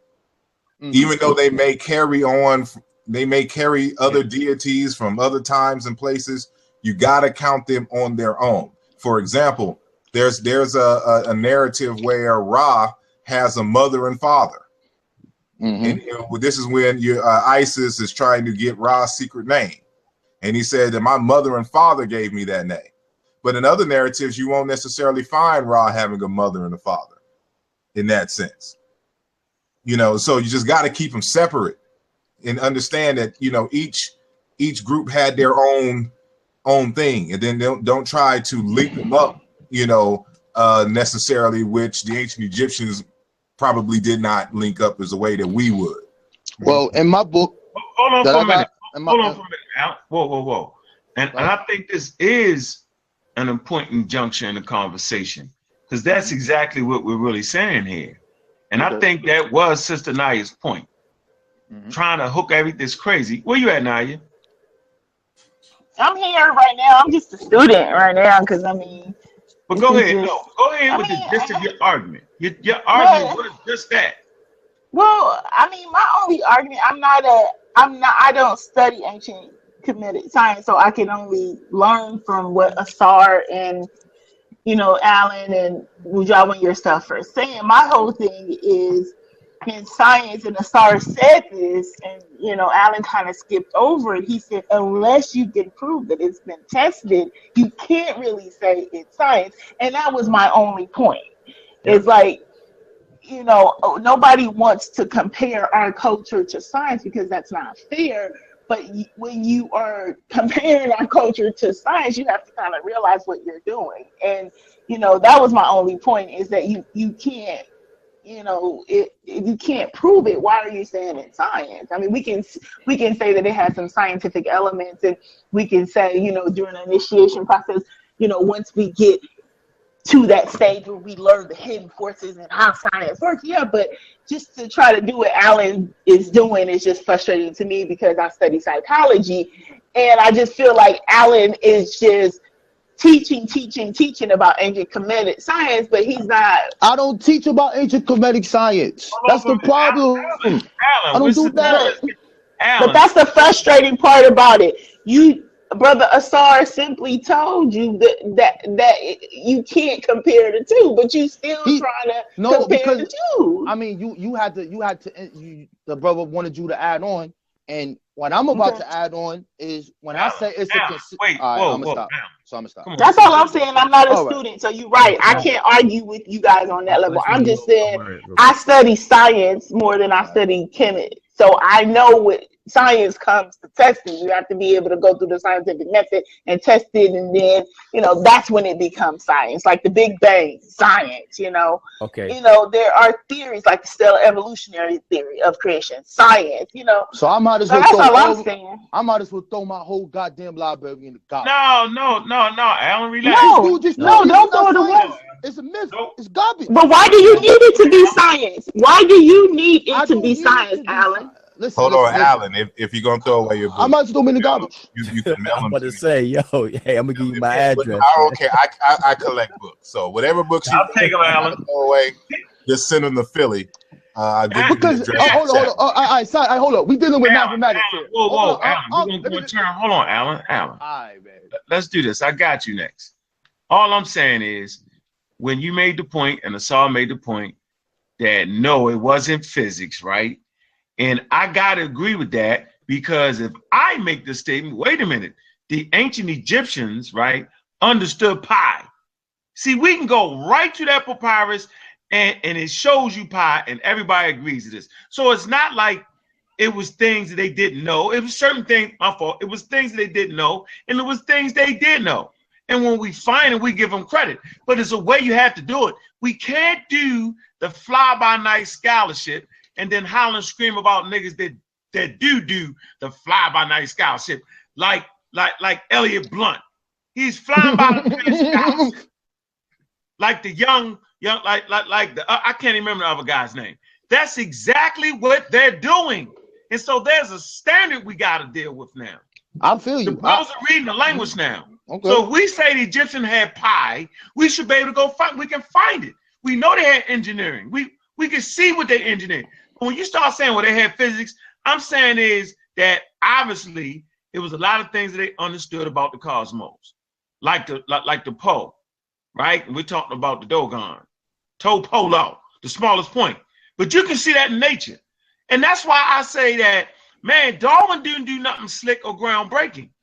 He did some slick, groundbreaking stuff for Europeans when he said, ha, it is natural forces on planet Earth that will transform a living organism to its environment. Well, I be damned.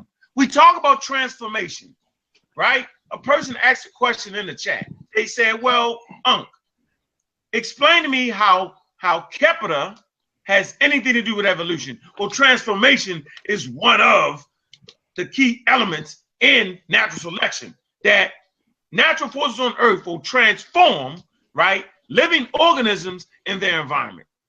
But it's a You beetle. get that?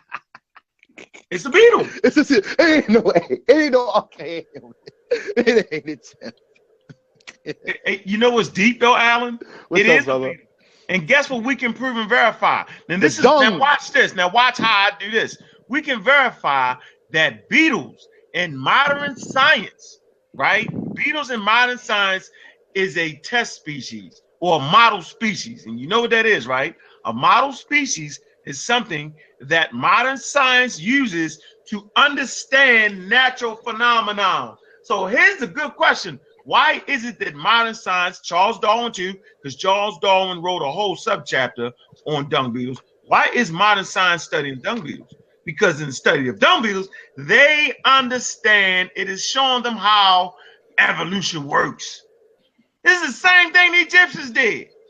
The study of the dung beetle, and they deified the idea and concept. See, I can stand strong on that, and we should be able to stand strong on all. So when we say there was physics, we should be able to have some things and to show that that's what we're saying. That's all I'm saying. All right. I wanted to, brother, what's up? Wait, hold on. Let me just say something real quick. All right, go ahead, brother. See, one of the things that you have to understand, again, first, as I said at the beginning of the show, you have to understand African culture. And if you don't understand how these Africans came to their conclusions, then you may apply to them something that would be erroneous. I'll give 3 quick examples.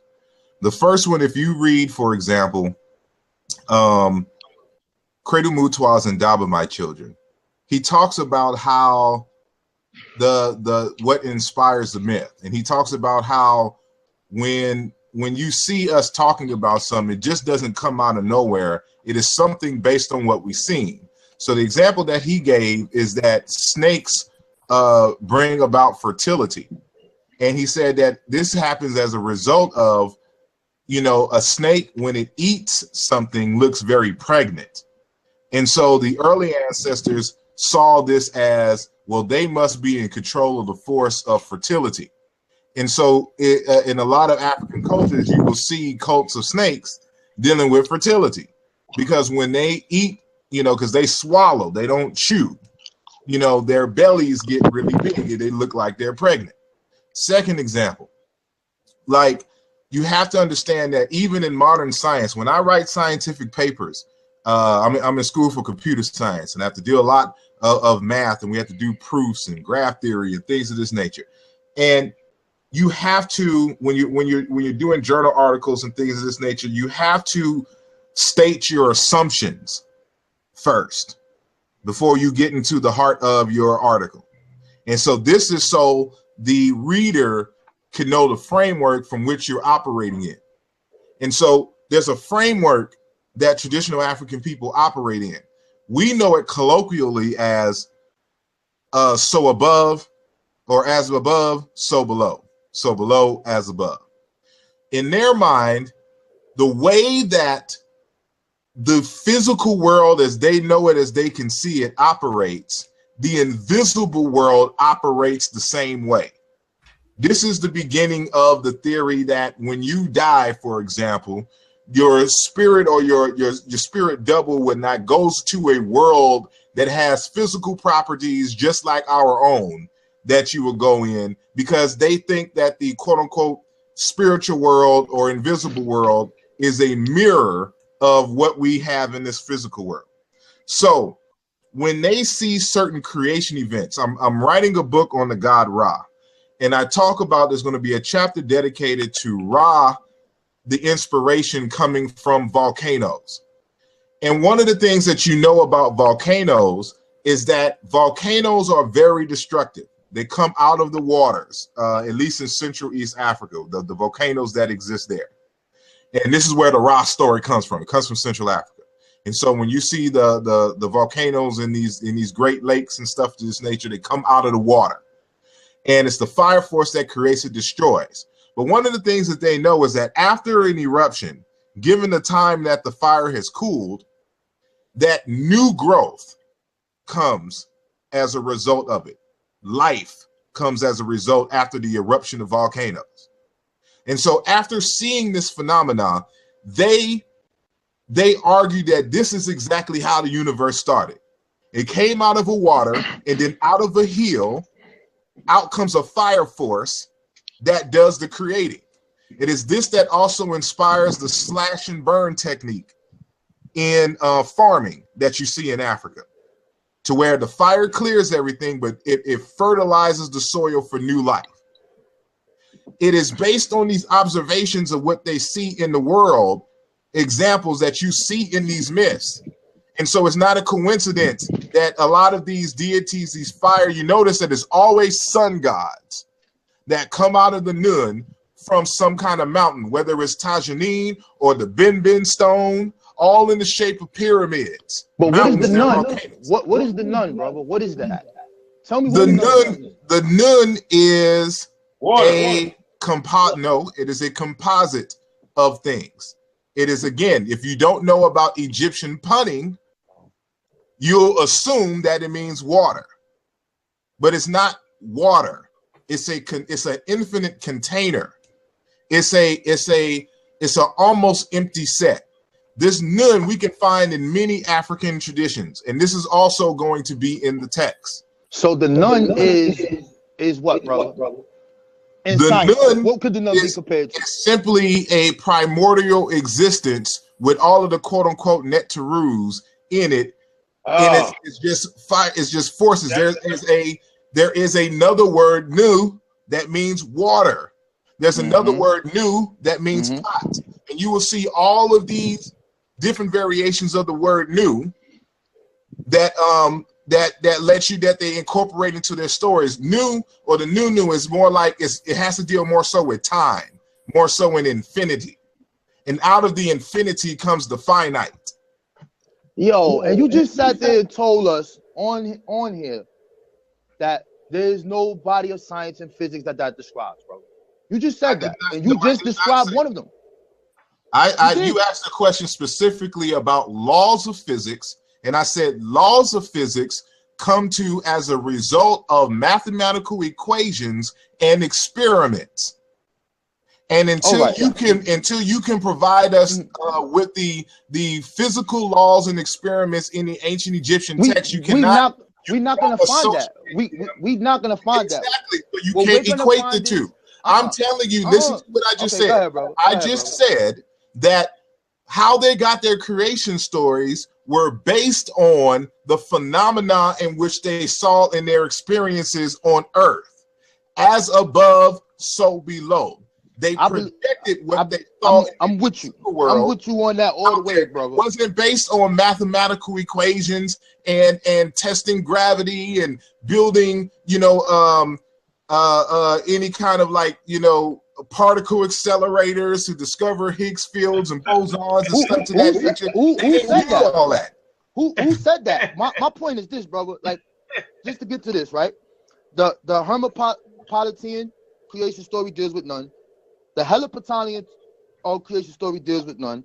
The Memphite theology, what you just said, was like, and you said that none came out of Ptah. No, Ptah was represented as none, and Atum, and Re.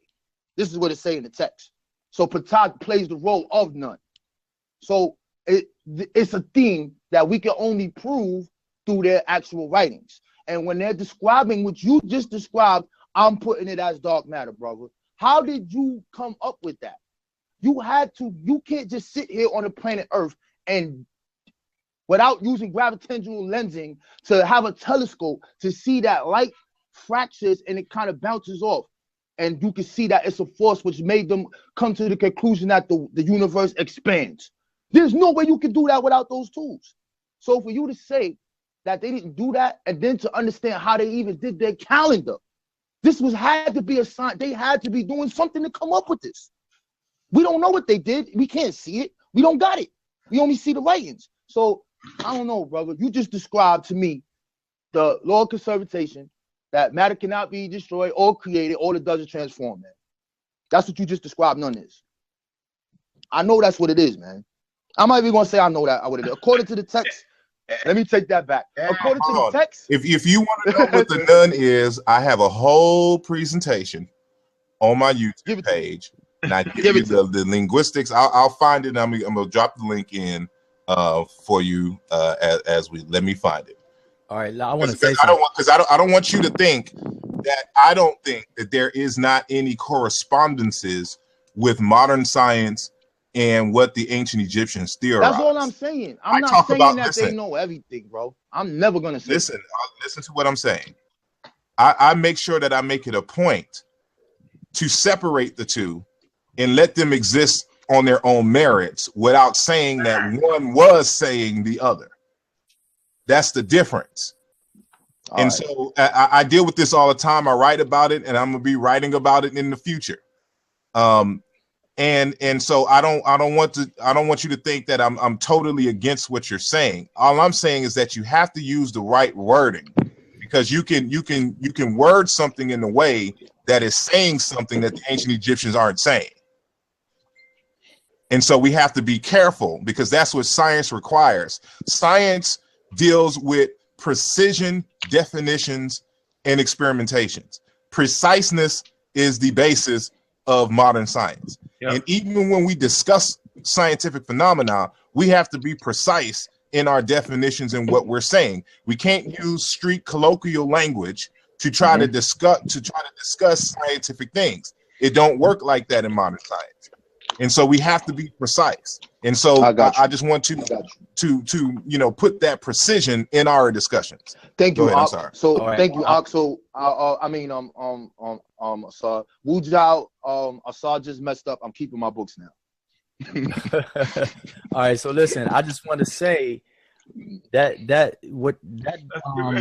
discussion right there goes back to the very topic of the discussion earlier, is that myth is myth, science is science, and to try to make them at odds with one another or in that form of comparison would be an error, because like I said, a myth is a narrative that makes use of figurative language, figurative expressions.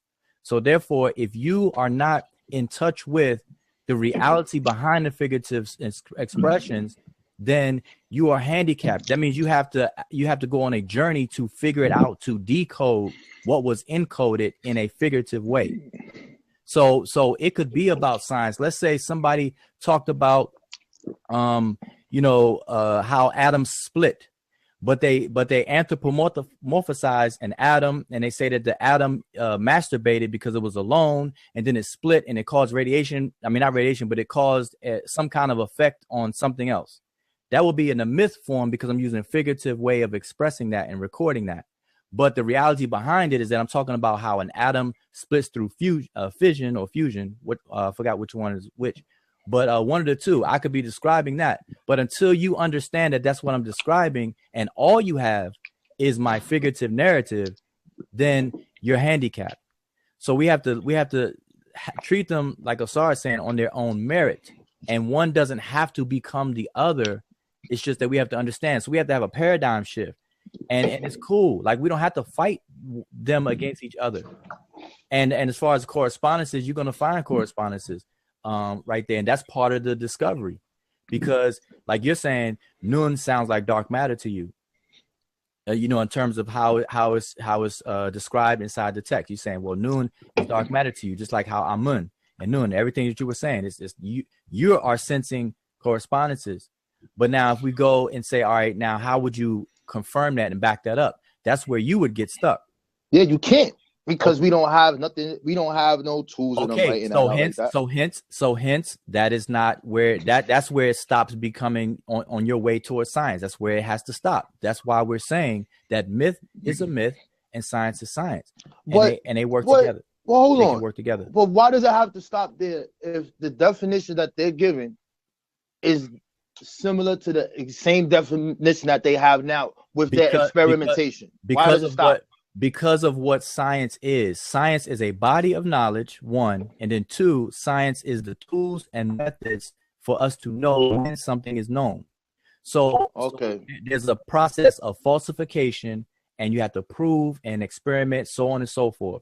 And so that's why I say the buck stops there, because I just asked you, I said you wouldn't be able to prove that or demonstrate that. So, but you can show correspondence. So all you will be stuck with is inferences. You'll be able to infer that, okay, Nun is possibly what we will call today dark matter, and so on and so forth. But you can't follow up with that. I think that's kind of rough, man, because that's dealing with, if it was just a regular story, just dealing with, just say if it wasn't dealing with the universe, then I would say, okay, man. But I don't know. No, because okay, I'm gonna ask you. Hold on. I'm gonna ask you this. Hold on, Joe. Hold on. Oh, hey, Alan, you know what's funny? What's up, brother? You keep saying the dark matter. Scientists can't even. Matter of fact, they ain't never trapped or even caught or even they. Matter of fact, they realizing now that what they thought was dark matter was really gravity.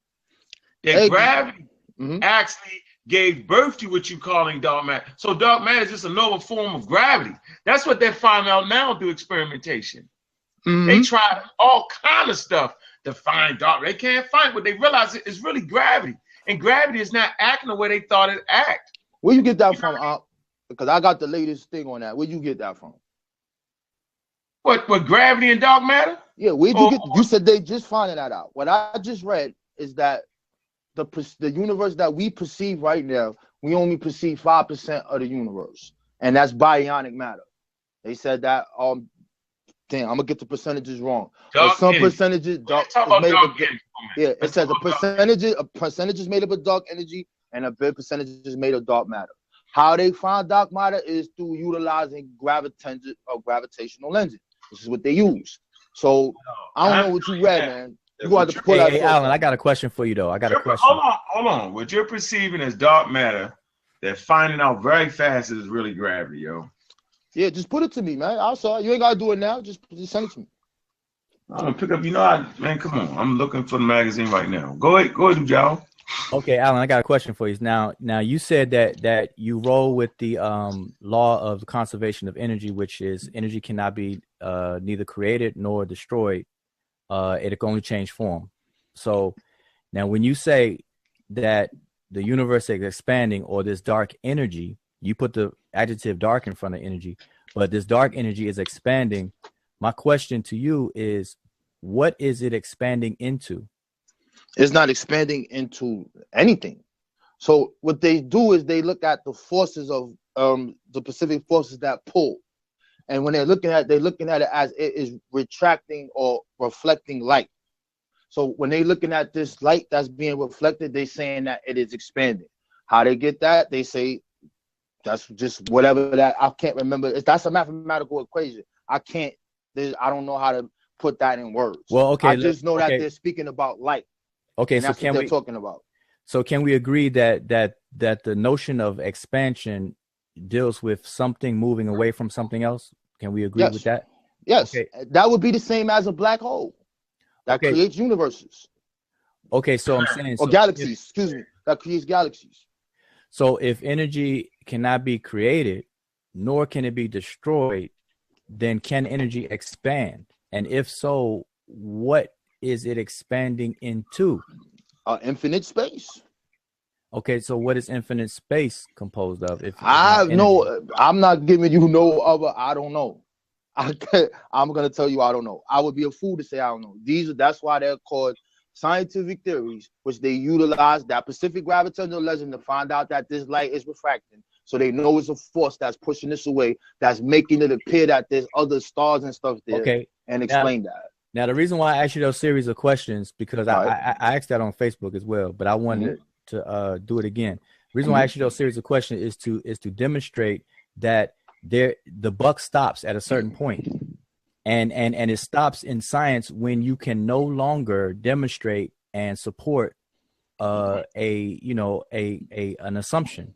It stops. That's why you had to say, well, I don't know. And then if you even look in the scientific journals, they'll say they don't know yet. So that doesn't take away from mythology. Yeah. Okay. Ancient Egyptian mythology is still strong, and it still encompasses, principles of science, but it doesn't take away from mythology whatsoever. So that's why it expands. That's why I asked you those questions, is because the same thing with your comparison and correlations that you're using with modern science and all right, here's what I got from the National Geographic. The narrative, you run into a wall, and you just we have to all be honest with these walls. And so we can't say, we got to demarcate it. That's why we're saying myths are myths and science is science. That's all. All right. So this joint say here that dark energy is even more mysterious, and its discovery in the 1990s was a complete shock to scientists. Previously, physicists had assumed that the attractive force of gravity would slow down the expansion of the universe over time. But when two independent teams tried to measure the rate of deceleration, they found that the expansion was actually speeding up. One scientist likened the finding to throwing a set of keys up in the air, expecting them to fall back down only to see them fly up again. What's the date? So, this one is 2000 and... Hold up. National Geographic. Where's the date on this shit? Oh, let me scroll all the way down. 2015. I'm gonna come back with 2017. Yeah, come back with that. This is what they said though. They said the visible universe, including the Earth, the Sun, other stars, and galaxies, is made of protons, neutrons, and electrons bundled together into atoms.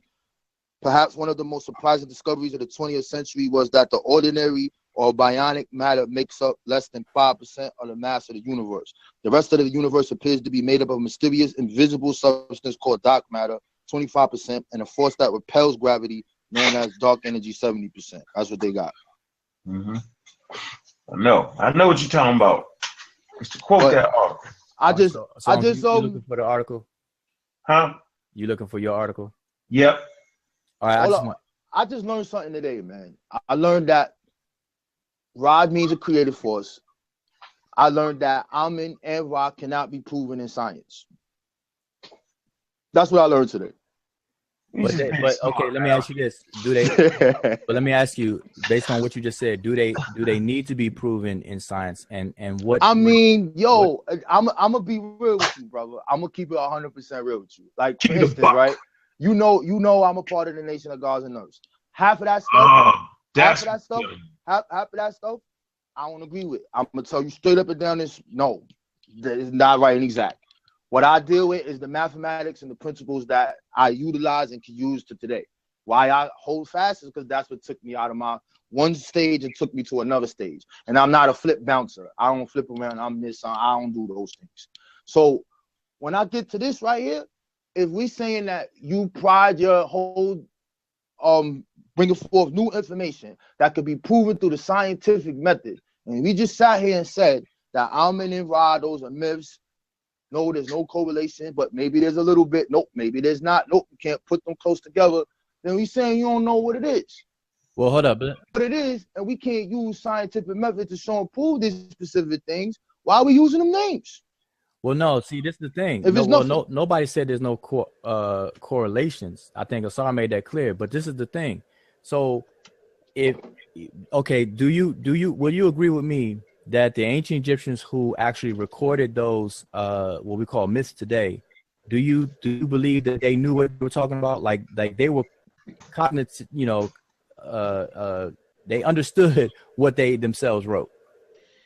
You agree with that? I don't know what they understood what they were writing because they had to look around. Okay, so we agree that the people who wrote those things, they knew what they were writing and stuff like that. So now from them who wrote it, and we fast forward to the present day now, we have to admit and be honest that we don't know what the realities are behind what they wrote, whereas they knew what the realities were behind what they wrote. And this is right. Exactly. Okay, so this is part of the conversation we had earlier, is that in the initiation environments, people were guided through the myth, which is a figurative narrative, and the realities behind it.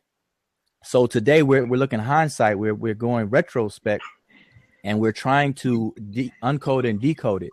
And unless you take that journey with rigor and look into the language and the culture, you're going to be handicapped and you're going to simply speculate and stuff like that. So yes, there are correlations, and some of them may be dead on point and stuff like that. But in order to actually trace it out, you have to actually put in the work. And that's the thing that I kept saying. This is something that we were discussing earlier. So when you compare Nun or Nu with dark matter and Amun with, I'm not sure what you compare that with in modern day.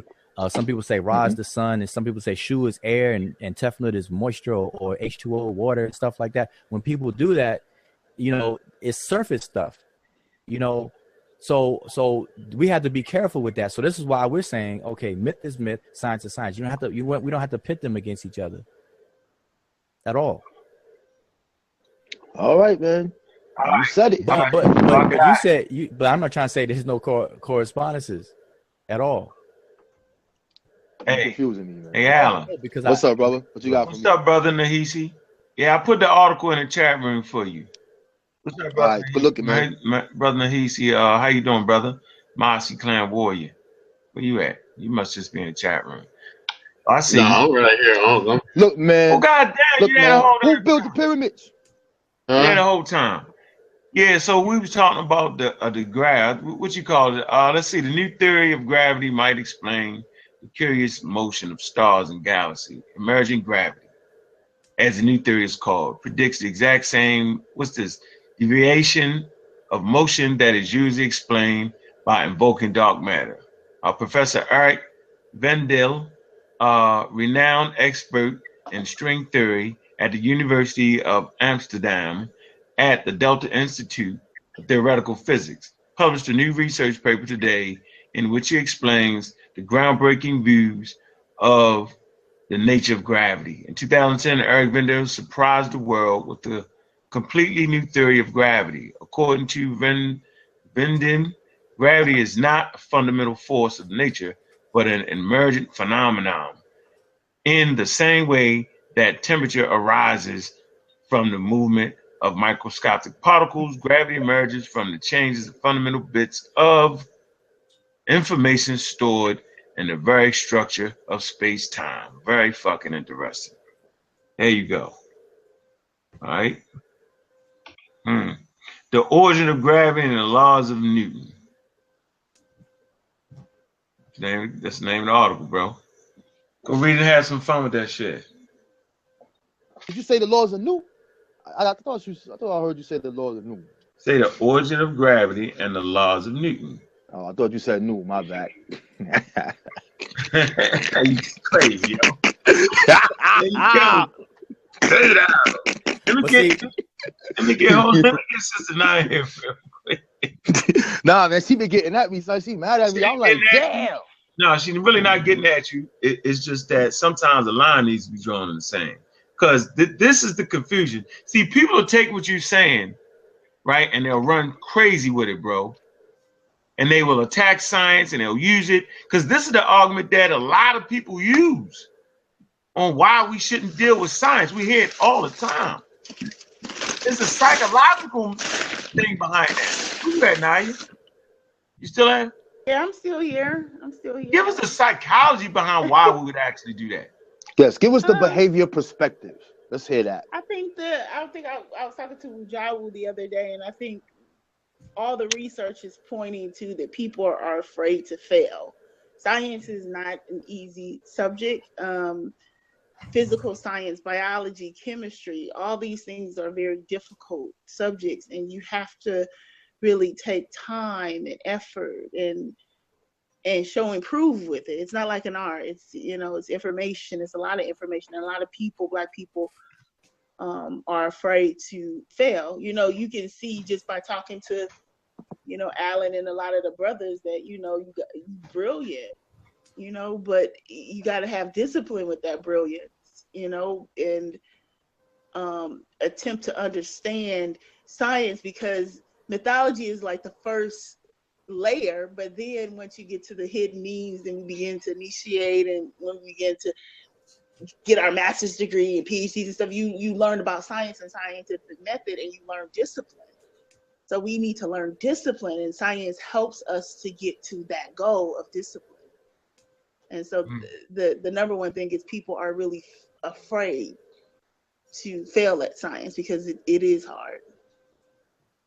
So that's really the psychology. But in there's a lot of studies out there on Black people in general that say that we're very resilient. So despite everything that has happened to us, we still excel. We're just not excelling in science. We're excelling in the social sciences and, entertainment and stuff like that, and music and stuff like that. But we need to really instill in our children the importance of science, because it helps to teach discipline. But we also want to teach them about culture. We want our rites of passages programs. We want to initiate our children. We want them to know about ancient Egyptian mythology and language and custom and West African traditions. We want that, but we also want science. So the psychology behind it is that, we're afraid to fail because we haven't done so well in this system, and we've been systematically targeted to fail. And so we internalize racism, and as a result, we do sometimes what comes naturally, which is a lot of the physical stuff, but we need to refocus our energy on the physical science because it's beneficial in every area of life. And so that's kind of my breakdown. I just want to say that, Brother Allen, we have to be real careful and mindful, because if people are just going to take a figurative narration, which is what a myth is, and then just try to plug in things kind of without doing the legwork, the like how you said, it's a lot of work. How Naya just said, it's a lot of work to do. And Asar said that if they don't do that, then we're going to have what we have today, where people will come up with all kinds of explanations and be totally off the mark. People will take for example, people will make what's a good example of people do? Like they'll talk about they'll talk about the chakra systems, and they'll take it way off the mark. They'll talk about, like, they'll take the Ankh and say, okay, the bottom part is the penis and the top part is the fallopian tubes and stuff like that. So there's no way of checking. There's no way of falsifying, you know what I'm saying? And that's where it comes outside of science. That's why we say pseudoscience. So we have to be mindful and careful not to pit them against each other, and then not to let them, mingle without having some kind of demarcation for what they are. Let them exist as they are. They're both powerful tools. Myths are very powerful. Matter of fact, we all know that writing is only about 5,000 years old, give or take. So before that, everybody had to orally pass on information and remember the meanings of their words within their own languages and so on and so forth. So that's where you have a lot of paronymy, a lot of punning, a lot of homonymy, when writing came about, a lot of homography, all this stuff was going on because they were limited. They had to understand and store all this information, or the information would die out or the language would die out. So there's certain technologies that myth is actually a technology. Figurative expression is like an old technology that was an answer or a solution to a possible problem, as a mnemonic device, so people can remember the information, whether it was scientific or not. That's what was utilized. So today we don't use it in the same way. We have metaphors and rap songs and stuff like that. People use it, and unless you're in the hip hop culture, you listen to a rap song and you're totally separated from that, you won't know what the person's talking about. So unless you're tied to the culture and you're anchored in and the realities behind that kind of expression, then you'll get lost. And once you're lost, you got to find your way back. And this is the work that we got to do. So I'm just saying we got to be mindful and have some systems, some checking systems in place so that we don't allow people to go way out there in left field and say the aliens built the pyramids and the Ankh is the reproductive organs of the body. And, all the other stuff I can't think of, but, so we got to just be mindful of that. So that's why, we're walking on eggshells with it. And that's all. Yep. All right, that's peace. Where you at, Nahisi? Nahisi. I'm right here. What's up? You want to add something? No. I'm just sitting back listening, taking notes. Okay. All right. Where you at, brother Reggie? Yeah, Reggie in the cut, man. I ain't never seen Reggie that damn quiet. Reggie. Yeah, Reggie probably asleep. There's no way Reggie's just sitting there in the cut. He was quiet. He was quiet the whole There's no time. way Man. that he's awake. It's like There's 1 o'clock in New York. I refuse to believe it. It's a myth. Reggie is a myth. I don't know who y'all, man. That's why I'm getting deep into the diaspora and what we was doing before we left and what we came over here with, man. And that is kind of astonishing because it's more tangible to me. When I'm dealing with this, for me, I like astronomy. I like that. I like the creation narratives, the stuff that's in between. I'm like, this is a little too crazy. But that story to me is more tangible to me. So like if I look at the capital of Benin now, which used to be Dahomey, and I look at what they did when the Dutch specifically went over there in the 1600s prior to the Portuguese, and I see that they was practicing voodoo, not the voodoo that was in Haiti, which is with the spells and all that. They had a whole different system, and that whole different system was dealing with numerous laos, or you spell it LWA or LOA, and they were all dealing with aspects of nature. There was none of this spooky stuff and none of that. They held on to this so much that when they became converted, that when they shipped them up to Brazil, they made their new traditions and hid that behind Christianity. They hid it behind those saints. And behind those saints, those same exact stories are there. And I'm like, why did you hold on to this? What was in this that you wanted to hold on to so bad that you could not let this go? So for me, that's when I'm looking at. It's more closer to me. What you can tell me? I can tell you. What is it, brother? It was culture they was holding on to. It was their way of life, which is essential for all living organisms on planet Earth. And that's what we falter down the stretch. But you can't take their way of life, you can't take their custom and traditions and make it goddamn science. Because then I would ask you, right now today? Yo, all I'm gonna tell you this, you shit. Shit you can hold on to. You might need to transform it. Yeah, sir, you're right. Because we need some roads, some airports, we need some telescopes, rockets. I'm telling you, man, weather rockets. Man, come on, man. Like we gotta know, we're behind. And that's why we promote. Hey, but that's why we promote culture, but we're not gonna lose science. For culture, we're gonna be able to do the both. Right, we're gonna keep our. I don't know. I just want y'all to know that I'm not saying throw science away. I just want you. I know you're not. I know you're not. You want to, I don't know what you want to do. You want to kind of act like I'm going to go with the ride with the ancestors. God damn. We rode the ancestors. Yeah, I'm going to ride with the ancestors. We rode. Shit. We rode. And plus, you got to know, Alan, that the classification system doesn't mean that you are you came from a monkey. You got to know that. It's just the classification system. Listen, man, did you see I know you saw my post and you got upset. I know you got mad. But all I did was point out, I told you, I'm dealing with these last 500 years. I wanted to put up some information about Ota Benga, the man that's in my city in the Bronx that you had in the zoo, and said that he was the missing link and put him next to a goddamn monkey. I wanted to point out William Henry Johnson, who they said, this is it, he's him, this is the man, who this one is the missing link. No, this right here, the book, the Negro, the beast, the monkey. So, and then you got 100 years, then you got 100 years prior to this guy.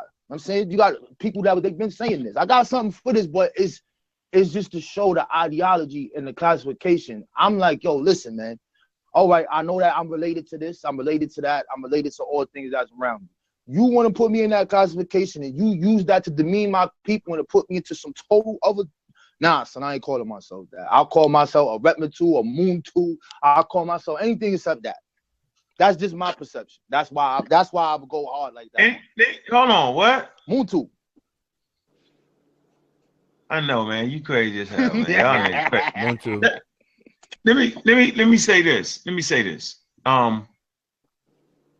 The only way we figured out that we wasn't monkeys and the shit that the white people were saying was wrong is we used science on it.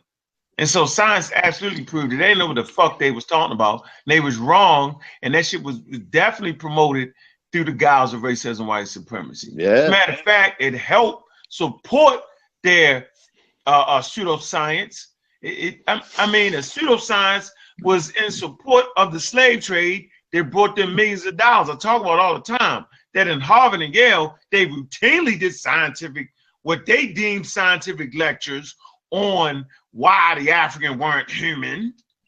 But this was pseudoscience, and science showed and proved this.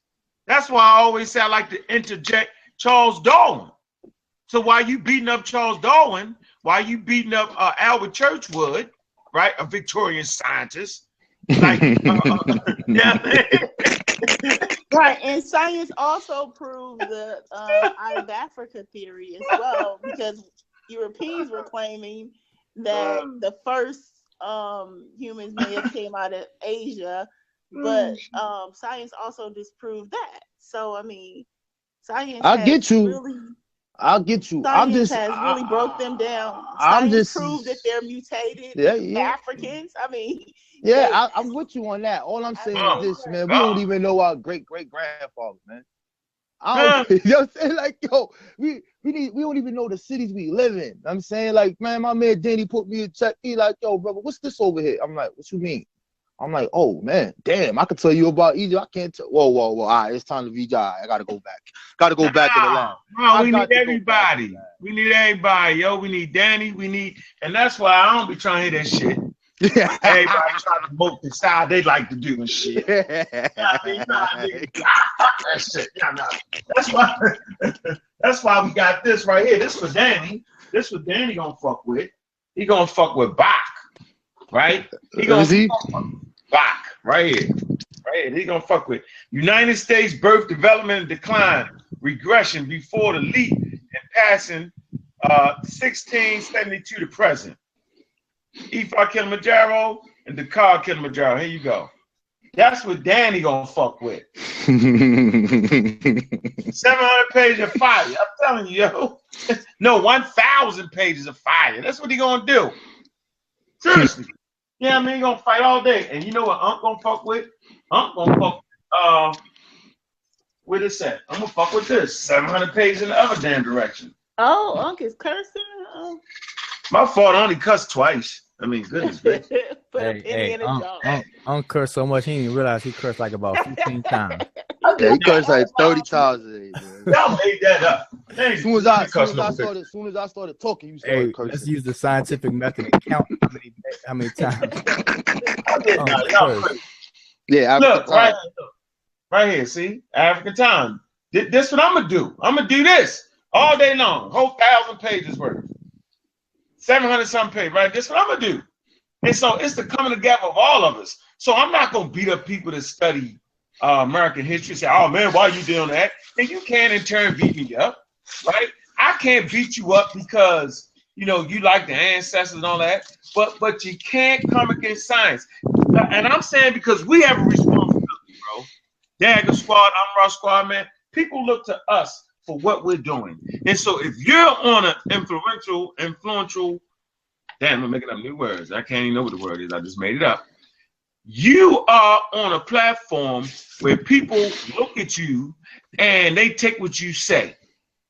So if you're saying, man, that monkey shit or no comment, they're going to say, man, you're not telling them, you know what, I really don't understand it. You're not saying that. You're using your influence, and that's the dangerous part. It's dangerous when we don't stick to science. We understand the psychological, we need the natural science, though.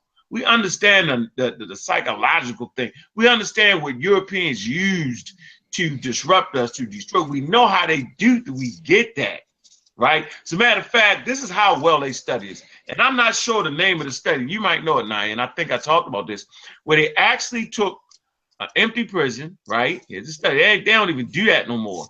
And and some people voted to be the guards, and some people voted to be the inmates.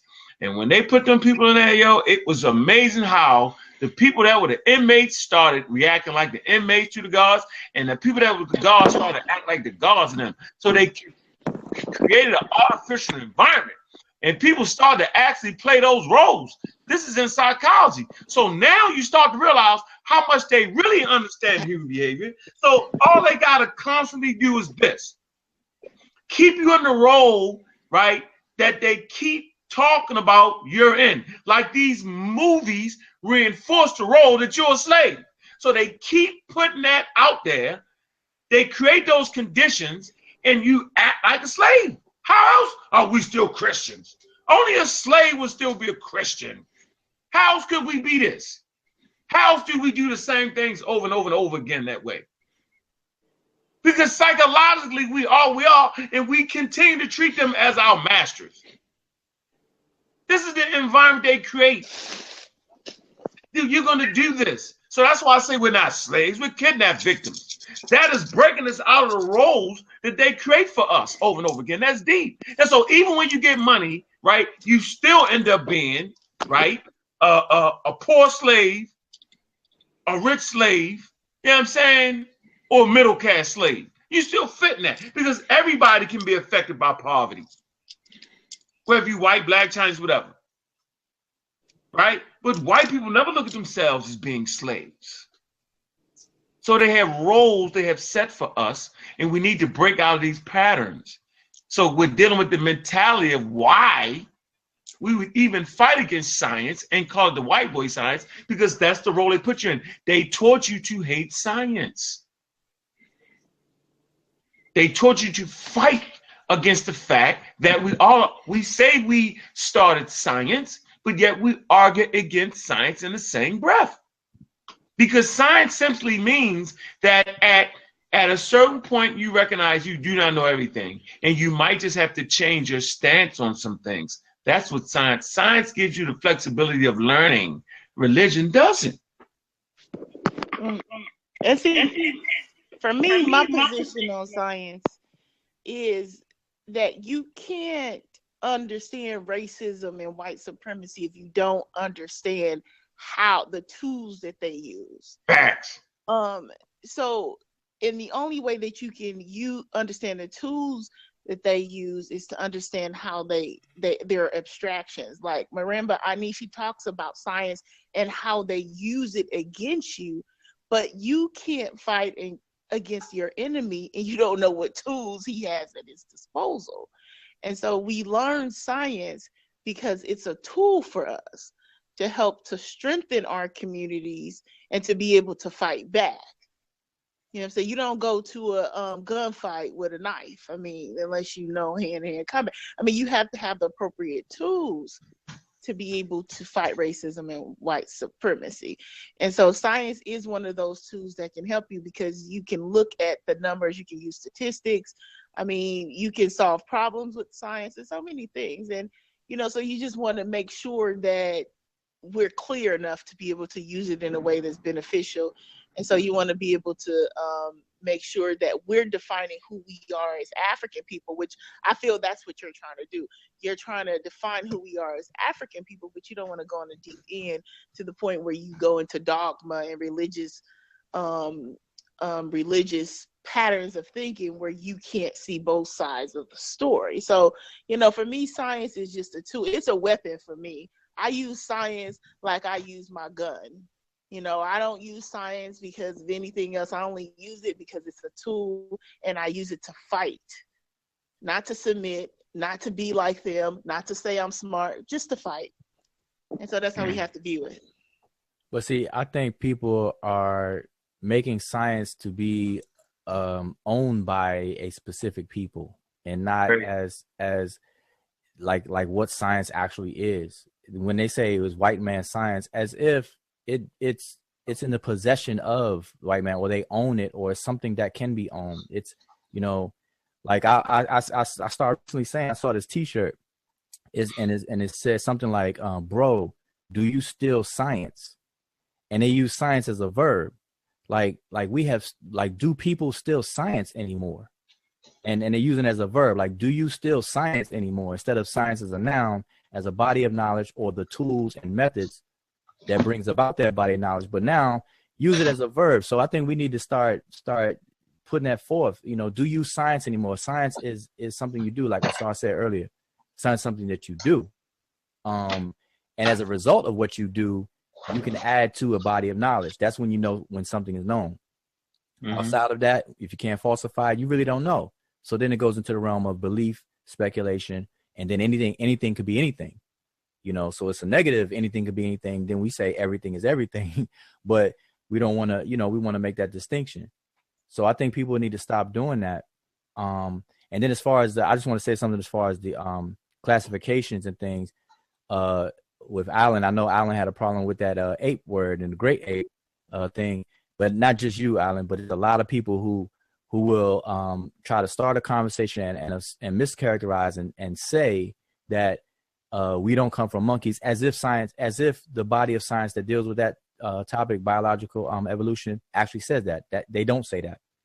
That's one thing. But then two, those same people will agree that they are Homo sapiens sapiens. Like if you ask them, are you a Homo sapiens sapien? They'll say yes. You can even ask them, are you a mammal? They will say yes. But when it comes to that, class, order, or genus, when you talk about hominidae or great ape or primate, all of a sudden they go ape bananas. they go bananas with that all of a sudden. But these are the same taxonomic classifications that are used within that field of study. You know, you got the Homo sapiens sapien, the Homo, and before that you got the mammal, and then above that you have something else. So all these are classifications. So they will agree with them until you use that word ape. So there's a psychological block with that word ape, and we know why they call black people apes and all this and that. You know, they called us apes and monkeys and things. So we got this kind of kickback when that word is used more properly. And we don't come from apes or monkeys and all that kind of stuff. We simply are classified as great apes. And that's a difference. That little thing for some reason people can't grasp that. And then I always say that every living organism is the same species of its mother and father and its children. And once people can grasp that, and then you can walk yourself through the timeline of change, then you'll realize that as you walk through the timeline in real time, that you're not going to notice any change, because at any moment in time, you are going to be what your parents are and what your offspring are.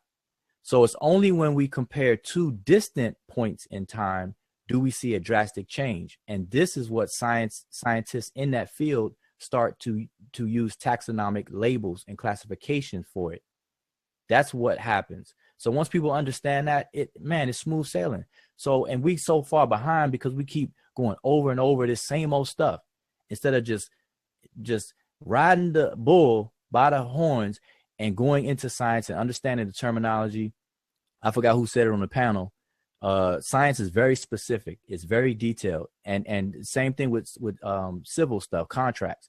Like you sign a contract with somebody, you best believe they have the definitions within the contract. So there's nothing's misconstrued, nothing's misunderstood. Science is the same way. They have a nomenclature for every field of science that is very specific. And it's not the regular lay street lingo that we use. They have a specialized way of using terms. Like even in the legal field, the word person on the street stands for a person, a human being. But in the courtroom, in a civil venue, a person can be a business, which is a fictional entity. So we have to understand the nomenclature of the different scientific fields we deal with. And likewise, with African traditions and customs, we have to do the same. And all this stuff was contained in the initiation environment, where definitions and words were specific and people in that environment understood what they meant. And anybody that was on the outside just simply did not. That's when you get into today's difference when people say, okay, you got esoteric and exoteric knowledge and stuff like that. That's where that kind of conversation comes into play. So we just got to be mindful of all that. I know Asar got something on his screen about new. He about to break down. So yeah, I just want to say that people have to really get that. Stop saying the science is white, man, because actually, like I said, the scientific method is consolidated and you could say perfected or documented in Kemet. So we want to do the ownership thing, huh? Ain't no apes in Kemet. Yeah, ain't no apes. He said ain't no apes. No, I'm saying the scientific method, the whole method of coming up with a hypothesis, observation, testing, asking your right questions, being able to solve for whatever the case is, and then demonstrate it on being able to articulate it, and then come up with an explanation of what you found. That's outlined in Kemet. Matter of fact, Sister Naya, that's what I had tagged you in as far as a Facebook post I had done to show that and outline that. Dr. Theophilo Benga speaks about that in his book, African Philosophy. And then there's another book called The Companion to the African Philosophy that breaks it down even further. He wrote an article in that, breaking down the phrases. There's certain phrases that was used that correspond to the modern modern scientific method, the different steps that are taken. I don't see why we can't have both, but I just don't think our minds are mature enough at this point we need to separate it, man. Let me come right here to the Royal Annals of Ancient Egypt, the Palmetto Stone and its associated fragments. So we kind of got away from this. We was talking about this is on page 241. We talk about Den. This is a pre-dynastic king right here. It said the first entry refers to the great white baboon. It may originally have read creating an image of. It says Hadwa, perhaps a deity embodying the royal ancestors. Hadwa is first attested unequivocally on an ivory label of Semeket from Abydos, although a baboon statue inscribed with Sekret of Narmer may represent Hadwa. So we're talking about Narmer being represented as a baboon, Hadwa. The reference for that is Wilkins, 1999, page 285. Of particular interest for the interpretation of the annal entry is the figure of an enthroned baboon shown before a statue of Den. So here you go. So also Den is also being represented as a baboon on a seal impression from Saqqara. Goes on to say, this provides a close parallel for CF5, where the baboon also appears to be enthroned, or at least sitting on a pedestal. It's a close similarity between an inscription from the reign of Den and an entry of the same king on CS5 would tend to support authenticity of these annal fragments. So why the hell would prehistoric, pre-dynastic kings, why would they represent themselves as baboons, but yet we have a problem with monkeys and baboons? And then why would a baboon be considered a royal ancestor? What are we missing here? What aren't we getting what the Egyptians are talking about as far as nature? They use everything in nature. This is a white man craziness. This is a white man fact. This is what white people do. White people have a problem with nature and want to destroy it and shoot all the damn buffalo and leave them on the ground. That's what they do. Obviously, our ancestors had no problem in the birds, the bees, the monkeys, the flowers, the trees. It's clear. So the question is, the only thing that make us have a problem with it, first it was the racism, white supremacy that said we was monkeys, right? I get that mental, we're fighting that, but we got to realize that they was calling Darwin a monkey too. That one of those first pictures was of Darwin being a monkey. Remember that? The human head with the monkey body? They was on him for that because he was starting to associate human beings with the whole of nature. So that's all you're really doing. When you talk about evolution, you're simply trying to answer the question of why is life on Earth so diverse? And it's really the African question. Why is everything everything? So modern science seeks to answer that. This is why everything is everything. And they go into the phylogenetic tree and they go into the common ancestry. They're proving, right, that the Africans had a body of wisdom and knowledge and understanding that everything was everything. So I'm asking you, Alan, why would they represent prehistoric, pre-dynastic kings as baboons? And why was Darwin represented as a baboon? And why do they consider the baboon a royal ancestor? Well, when you first opened, am I on? Oh, when you first opened up, you said the first two sentences it said that this may be this. Then you started getting into Then you started getting into these other things, right? Now, here's the thing, brother. Those kings already was in existence. This ain't no evolution process. So you're right. They used the baboon for whatever characteristics or whatever it had. They associated with Tahuti. He's associated with the Ibis bird and all that other stuff. The same thing they ever did.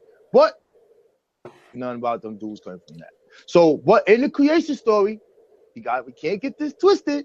Mr. Tahuti is known in that Agdad, and he's dealing with that what? He's dealing with the creation part. So that's why he would be called the great answer. Next. I just want to interject that the word you were using was hedge were, and wait, say it again. Not you, but no. What's the word again? Hedge were. Which means the great white or the great brightness, and then that could tie into something else. So again, you definitely have to link yourself and align yourself with the culture and the language to really understand the realities behind what these figurative narrations are about, because that could be talking about the great too white. Hard, man. Unc is riding with me. It's too many. It's too much. Just mess with me. Mess with me. I would like to intervene because Ujah will just bring up a point about understanding the language. See, ancient Egypt is intriguing for two reasons. One, it was a very old civilization, and they left a lot of writings and material objects that we can study. But in two, because it was so long ago, that the culture that gave birth to that society no longer exists in that place. And so a lot of what is in ancient Egypt is a mystery. So if we want to know about Dogon thought, we can just go to the Dogon and, get initiated into their systems, and we know. That's not the case with ancient Egypt. So we have to use different tools of analysis to get to the heart of exactly what they were saying, because we just can't go directly into Egypt and ask traditional Egyptian priests what this means, what that means. So one of the tools that we use is historical comparative linguistics. We know enough about the language that we can compare it to other languages that are related to it and get some insight into ancient Egyptian thought. So, you know, other tools are archaeology, other tools are philology, other tools are DNA, geology, a host of things that we can use to better understand ancient Egyptian culture and society. Now, as I'm talking, more than likely my screen is coming up, but if possible, Brother Unk, can you, I logged in again, so there's a second me in here, and I have my full screen of the god Nun. I already got you. Okay, so we kept talking about the Nun earlier, and it's really Nu or Newe now. What's that? NWWW, right? Yeah. So NW. This is really just the new, but this looks like a reduplication. However, it is really, the NW is an abstract suffix to let you know it's an abstract concept. So it's NW.new. So you could say new, but it's really not new because this is a consonant. So it's like Niwe, Nowo, things of that nature. Now, I do a linguistic analysis. I told you about that slide where I talk about the new. It's in a lecture that I have on Kemet in the Congo. I did it at the Cheikh Anta Diop conference in Philadelphia. So, but I'm giving you the raw slides right now, so it's a little bit clearer, so we can incorporate it in this discussion. So what I did in that study is I showed you what the cognates are in the Kikongo language for this word new. This N in new was historically a ng, like in the word sing, like the ng in the word sing. That was one phoneme, ng. The ancient Egyptians only retained the nasal sound, n, and dropped the G. This W here originally came from a B sound. So it's more like ngeb. In Yoruba, they say igba or ogbo. Different variations, agbe, of this. That's how you would say it in Yoruba. In Kikongo, it's mbongi. The M is a prefix, and the W and the N is this B sound. And the NG is the N sound. It's just the inverse, it's syllabic inverses. So this new, so-called new, is Newe, is 2 syllables. Same here in Bongi, with M being a prefix in front of B. It's really an N sound, but N turns into M in the presence of or before a voice labial, which is a bilabial, which is a B sound. So Mbongi equals a nunu. And in this text, I go through, I'm going back in my slideshow, the cosmology in the Congo. And I show how the cosmology in the Congo is the exact same as one of the creation myths in ancient Kemet. But the Congo speakers have the more ancient pronunciation of terms. So this is a graph of the Mbongi. So you're using that book, African Cosmology, right? Exactly. African Cosmology, the Bantu Congo by Dr. Fukiao. I'm looking at it right now. All right. So, you know, you if you have that book, you're familiar with these graphs, the Mbongi. And he talks about how Kalunga is a fire force in the Mbongi that blew up these projectiles and created phenomena as we know it. Yeah. So this is another cosmological, and this is what I'm saying, that, you know, stuff corresponds to modern science, but you have to separate it because there's some differences. But for the most part, this is what we're dealing with in Egyptian. Excuse me. So, in the Congo. And I talk about how Kalunga I'm waiting for the slideshow to catch up for some reason. It's there we go. You see this word Kalunga that I have here? You notice that there's different words. Kalunga, fire force. Kalunga, completely complete being. Kalunga, ocean, waters. Kalunga, principal god of change and transformation. These are all words in the Kikongo language for this word Kalunga, but they're separate words.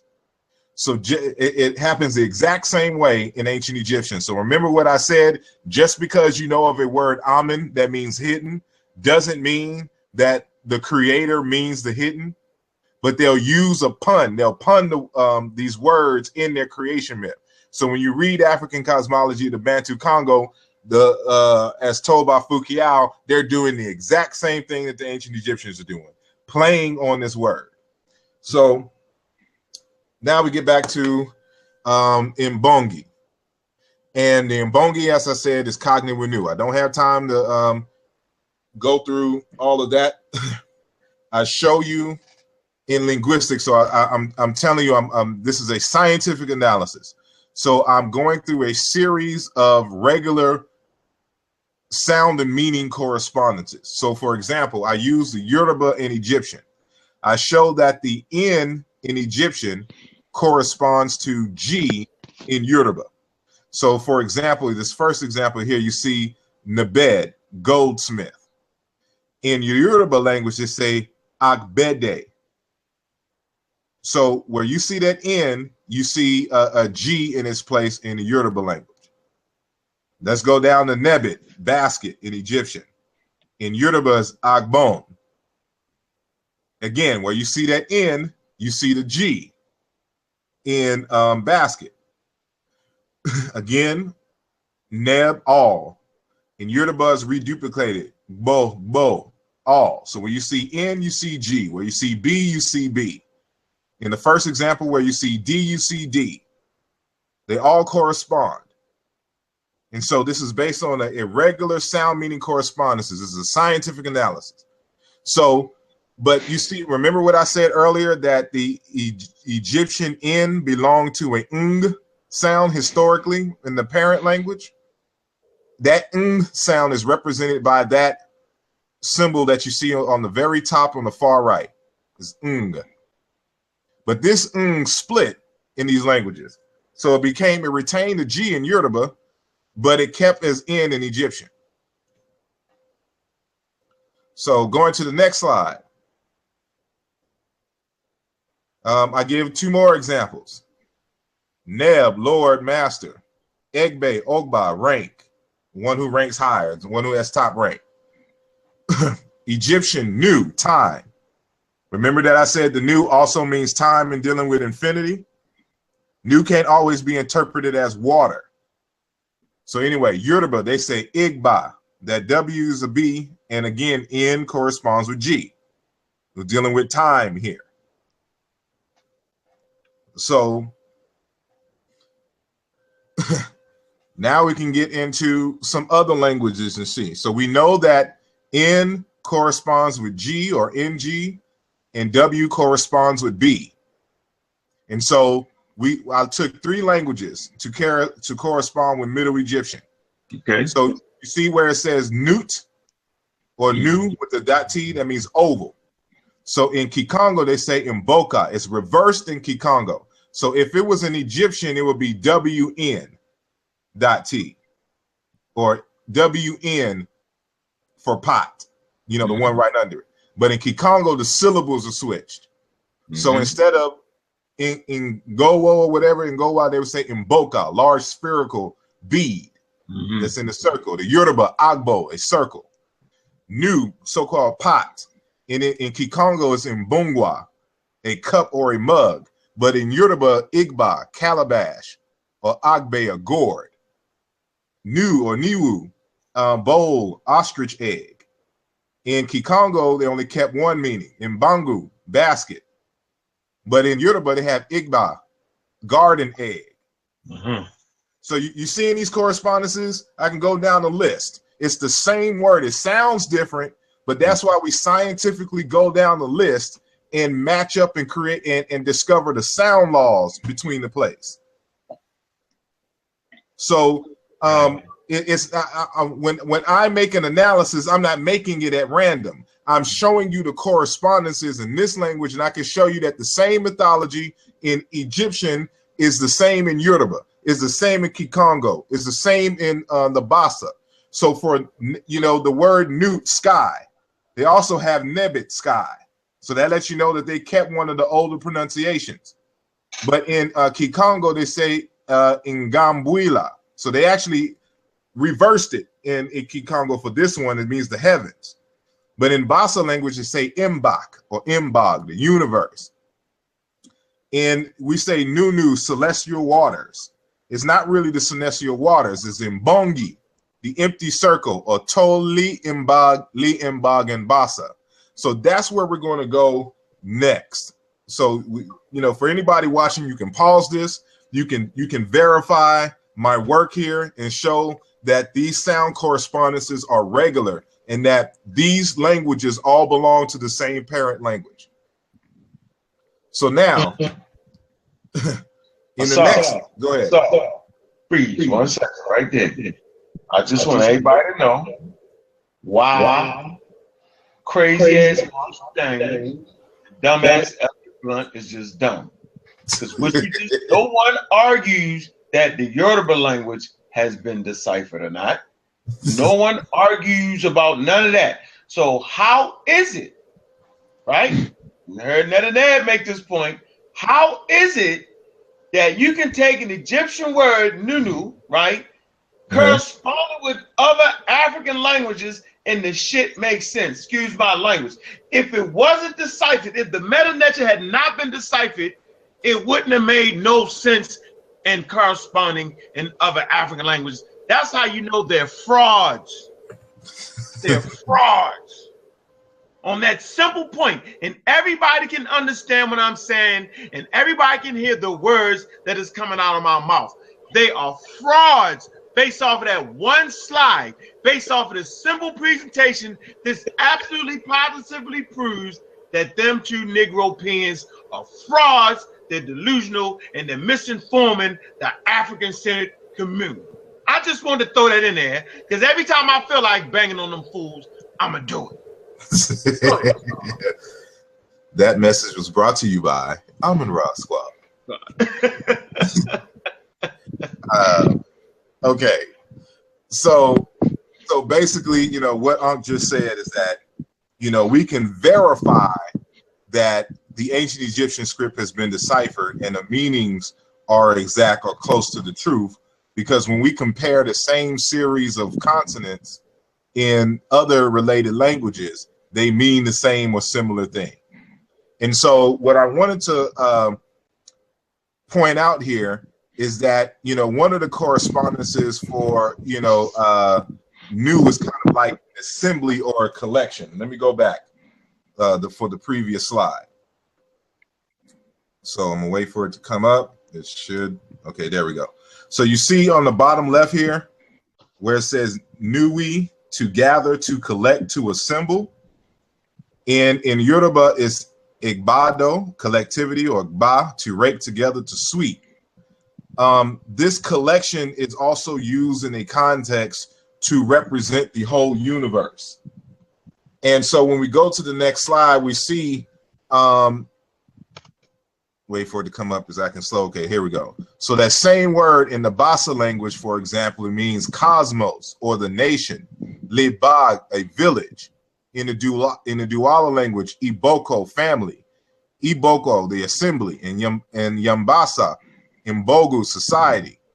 In Chiluba, we say Bukwa, and that is belonging to an ethnic group, together, a group, species, genus, or system. And that is the way you should understand when the new, it's a system. It's an infinite collective system, a closed system of infinity of active phenomena. Now look at the bottom of this screen. Remember when I was talking about Toli Mbog, Liambog. Bassa, Toli Mbog, Liambog. Even the smallest universe or empty set in the mathematical sense, the almost empty, and this is coming from a Bassa dictionary. Enso Mbog, the universe, or the universe down to its barest essential dimension, the infinite set. Mbog ni Mbog. Remember, Mbog is cognate with nu. The universe within the universe, insignificant, indeterminate. Li Mbog, li ki. Universe of what? The infinitely small. Li Mbog, the universe of the universe. So they're talking about what we would say in modern times, it would correspond to quantum world, the quantum fields. So remember, I'm gonna go back some slides. So I'm gonna wait for it to catch up. I'm gonna go back to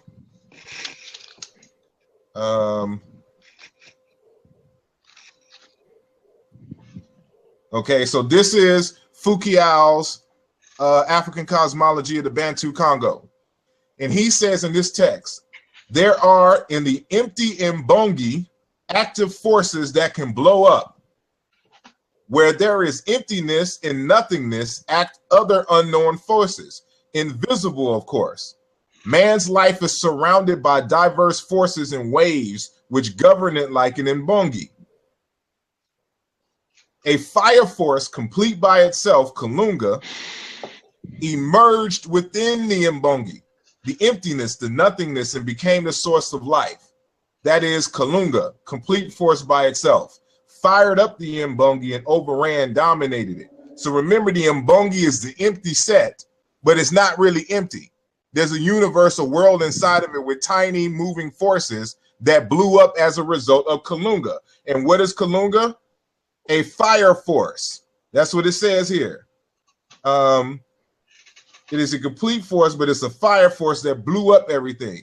The force of vitality. And I can show you that the word Kalunga is cognate with the word Ra. Because Ra is really Rek. And in Bantu is Lunga. And so you see in this empty Mbongi or whatnot, I won't read through everything. But the Bassa language in their cosmology, remember Mbog is cognate with Mbongi. Mbog is Bassa language. So that's in Cameroon. The Kikongo speakers are in the Democratic Republic of Congo. Closely related, but two different groups nonetheless. So in there, the Mbog is even the smallest universe, an empty set in the mathematical sense, the almost empty. Enso Mbog, the universe, or the universe down to its barest essential dimension, the infinite set. Mbog ni Mbog. Mbog is reduplicated just like in the Egyptian. So how we would say nu or niwa niwa, they say Mbog ni Mbog. The universe within the universe, the insignificant, indeterminate, the universe of what? The infinitely small, the universe of the universe. So they're talking about what we would today call quantum mechanics, the quantum field. And so we can prove this by going into the languages and then going into the myths. And so in ancient Egypt, they talk about the Nun, and the Nun also means empty. It also means a circle. It also means, all of these different things, but it represent an infinite time and an infinite space, a system of quantum things. And those quantum things are called Amen, Ra, Keket, Het, Unet, all these different things. Isis, Osiris, Horus, the elder, the goddess Nut, whatever other forces. These are these quote unquote invisible forces, the universe within the universe that resides up in the Nut. So if you want to make a connection between the quote unquote mythos and modern science, one, you have to know the language and you have to understand it on its own thing and then be able to compare it. Now, it would be erroneous for me to be like, they had the equation E equals MC squared, and they knew about relativity. That would be taking it far beyond what the evidence tells me. But it's clear as day that they had a sense, or they had their own theory of a quantum world. And they personified that quantum world in their myths. And the deities represent those forces. We don't know if they had a knowledge of particle physics or not, if they knew about gluons. weak and strong nuclear force fields and all of that other kind of stuff. They just had a more broader sense of a quantum and some inside, some invisible forces that always been active in the quote unquote. Remember, Kalunga and all that means ocean. So they're using the same metaphors that you find in ancient Egyptian, but they're not literally talking about an ocean of water. And so this is why we study scientifically these languages, so we can get at the heart. I'm more confident in my interpretations because they're built on science and they're built on sound meaning correspondences, and anybody can follow my logic and it's falsifiable. Unlike when people just read the stuff, well, this must mean this, and just run with it without any kind of experimentation whatsoever. So I just wanted to throw that out there to show why we have to demarcate, and we can only talk about what the evidence allows for us to talk about without adding stuff onto it. So I'll end it there. The Mbungi. So The back Mbungi. to what was said earlier is that because the disconnect took place from ancient times, or in this specific example with ancient Egypt, because there's a disconnect between the figurative narration and the realities that narrative represented, and we're only working with the figurative aspect of it. Now we have to go through this work that Sar, you just showed, in order to confirm. So we have to have a scientific analysis of these things to connect it back up. Now, had the culture still been intact and all this in the location in Egypt, instead of it kind of the culture being showing up elsewhere, then and there was initiation, like you said, if we wanted to find out about the Dogons' realities behind their myths, we just go to them and get initiated in their systems, and we will know. But we don't have that benefit in ancient Egypt. So we have to go and use other tools. And these other tools we have to use are very demanding. It takes time. You have to learn, like as far as this tool, comparative linguistics, you have to learn that. And people don't make a habit of doing that. People kind of, we're lazy. We're comfortable and lazy today. So it's easier to pseudoize things and just make up something and guesswork and then let that be the end game. So that's why I asked the question earlier, is that when people look at myths, is that the end, or is that in lieu of, So that's what I was referring to and why I brought that up. But this is a perfect example of what we got to do today because of the absence or the disconnect between the myth and the realities that underlie the myth, whether it's scientific or it could be talking about moral character, character or whatever. They just utilize that literary device of myths, allegories, symbolisms, metaphor, and all that.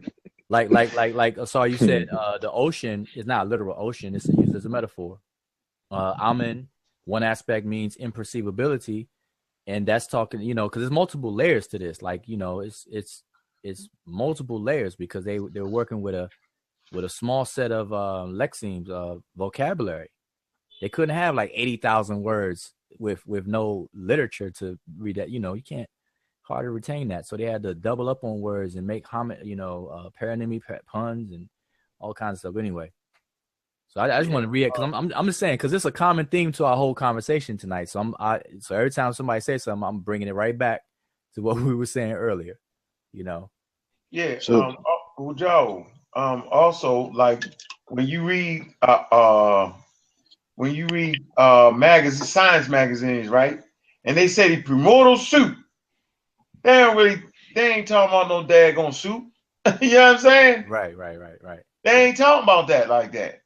You know what they talking about? They talking about Nu and Bungi. You heard them? But see now, but now check. Say, but hey, that's funny. But see now there's a connect. So this is what I think Naya spoke about this earlier. We lack this in our communities. We lack this this chain of understanding the figurative aspect and then the realities. We have to gain that back. And that's why come people seek out these things, seek out, like even the Bible, even the Abrahamic belief systems and how people use the Bible.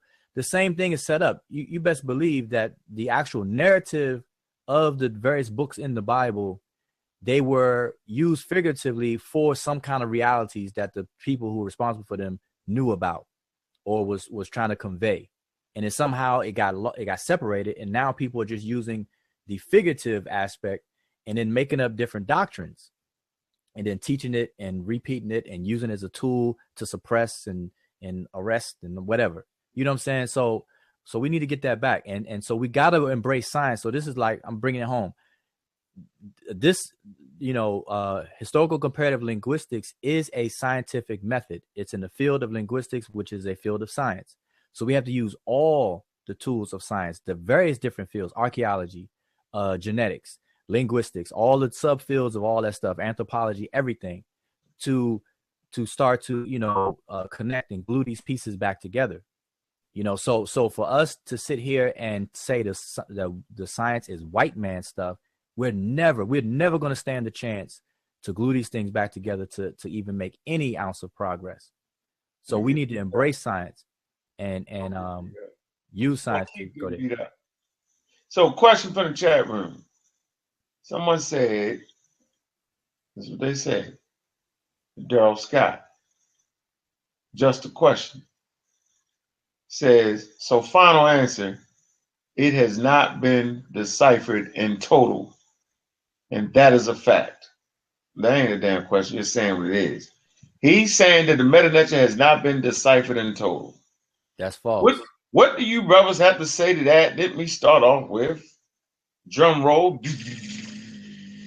I mean, honestly, like, all right, we know it's been. You want to go, Alan? Go, Alan. Let you go first. I mean, we know. You know what I'm saying, the damn thing been deciphered. If you're saying this, you sound stupid. I'm saying, like, it doesn't make any sense. I'm not even getting into that. But you got to kind of look at why they just said that. The conversation that we had back and forth, it's almost sort of sounding like you don't know what these terms really are. That's what it sounds like. You know what I'm saying? So if an outside person listening to be like, wait a minute. You just read a story that it said Amon did this. The brother had to go break it down. Like, yo, you got to look at this. You got to go through all of these states. Say, like, yo, you don't know what this. So what it mean? So what is it? Context. That's how people could come up with that, man. I think Assad put it in great context, man. I mean, like, goddamn, he put it in great context. He did. And Boogie, the Mboogie thing killed it. Hey, look, I know. Hey, Alan. Alan is about to go ham on Facebook and type in Boogie in every Facebook group. Watch. I got the book. That's why I knew what he was talking about. Soon I was like, wait a minute. And Boogie, all right. Yeah, but Unc, though, to the brother who asked about that, I'm gonna say how it's false, because people still saying that, and the brother is an example of that. And why though? Because it's them two goddamn fools. That's why. Yeah, they're supposed to be vetted. They supposed to be tested and tried, and they supposed to know the they talking about, but they don't. They're out of their lanes, man, and this shit is terrible. Yeah, well, I mean, we're so far beyond that in terms of the body of knowledge. Like we not only has it been deciphered, but we understand how the language works. We understand we can do a morphological analysis on the language. We could do a syntactic analysis on the language. We can talk circles around people by demonstrating the syntactic analysis and how the language works. So we're so far beyond the question of whether it's been deciphered or not. That's been addressed over 150 years ago. The only reason people still say that is because they do not, like we said earlier, they don't take the time out to be scientific in their process. They don't do science anymore. They don't take specific words and understand what they mean and how they're being applied and used. So they use decipherment in an esoteric way. They say, because really what people are trying to say is that the meaning, the so-called esoteric meanings are not fully understood, et cetera, et cetera. That's really what it comes down to, which is not decipherment. So decipherment, you know, it's the marriage of the writing system to the language and understanding how that marriage and that relationship exists. And we know that it has been deciphered. Beyond that, we can explain the morphological aspects, processes, how words come to be words. And we can understand how those words are used in sentences and arranged in sentences and their order, and how some words won't fit in a certain slot or not. So we're way beyond whether it's been deciphered or not. You know what I'm saying? So that's that. I mean, Dang, just say you don't trust the translations of your opinions. Yeah, that's better. You know what I'm saying? Like, that's better to say that, like, you know, we're just not going to trust the translations of your opinions. We're going to take Asar, we're going to take Ujal's class, and yeah, that's what we're going to do. Do that. Like, them dudes could have took a class, man. They could have. That's the thing that make me just keep doing it. Like, yeah, they could have took the class. You could have took Rakadiama's class. You could have took Ujal's class. You know what I mean? You could have took anybody's class. But yet and still, they rather just jump up, talk crazy, cuss niggas out, talk trash, create a whole scenario, create a whole environment, and then run at the end of the day. I've never seen such. And then continue to talk, and they'll go all the way across seas, and then end up in the daggone museum where the artifact is, and got a nerve to say that they wrong. Man! Yeah. I've never seen such. I'm reading the comments. I don't know if Daryl Scott, that was his own thoughts, or he was bringing it up to get some clarification. So I don't want to make it seem like I don't want to make it seem like that's what that brother believes. But it's people like that who believe that the language has not been deciphered, and they keep circulating that same stuff. And we don't get anywhere when we do that. Like if you don't think the language has been deciphered, then how are you ever gonna even understand, you know, the things I was just talking about, the morphology and syntax, the grammar of the language, or even make an attempt to even understand the mindset of the ancient Egyptians? Anybody who thinks that language has been deciphered, do not talk about ancient Egypt, period. And anybody who does talk about ancient Egypt and out the other side of the neck say it hasn't been deciphered, you have to stop them, walk out, ignore them, suffocate them by taking the oxygen from them. Don't, ignore that. So Impossible. Like, I find it amazing that those two nuts are still espousing on Egyptian ideas and deciphered concepts. I'm gonna say it again. Those two nuts are still running around because they done ran out of stuff now, that they gotta lean on. They gotta lean on the deciphered material. There is no other way to do it. Well, you know that they moved the goalposts again, because one of the brothers is now saying what we said all along that he was saying, which is that, okay, yeah, we understand some of it and stuff like that, but not everything. Yeah, we understand this and understand that, but not everything. So you can't have it both ways. So it's a soft way of admitting that the brother was wrong. That's their own way of admitting that they're wrong, but they have to save face and stay relevant. So they do it in the way that they do it. So this is why I'm saying that's detrimental to us. That's detrimental to our progress. Science is the way to go. Asar just displayed one of the many tools that's necessary and needed for us to do this kind of work. And so, but it's hard. It's hard work. Like Asar, like how long have you been doing comparative linguistic work, from the time you started till now? About 15 to 17 years. Yeah, but it was, and it's only within the last 7 or 8 years that I've gotten to a point where I've developed methods, not necessarily developed methods. I've understood the methods and the fundamental arguments. Like I'm speaking disjointed here because there's 100 thoughts in my head, because I'm putting it in the context to also answer the question that I saw earlier in the chat, dealing with the Nilotic languages. Like somebody was saying something to the nature of, along the lines of that I can't compare Bantu languages with ancient Egyptian. Ancient Egyptian should be a Nilotic language. And it'd be better to basically, and he didn't say all of this, but this is the argument that I hear. It's better to discuss those languages because the ancient Egyptians aren't Bantus. Not knowing that the ancient Egyptians called themselves Bantus. And that the Egyptian language is closer to Bantu given a certain model. And, you know, it took me that long in years to filter through all the information because I kept getting, remember that quote that I had earlier that from Dr. Sylvester James Jr. about how we tell you one thing in high school, but then, you know, when they're talking amongst themselves, they have a totally different conversation, basically. Yeah. Right.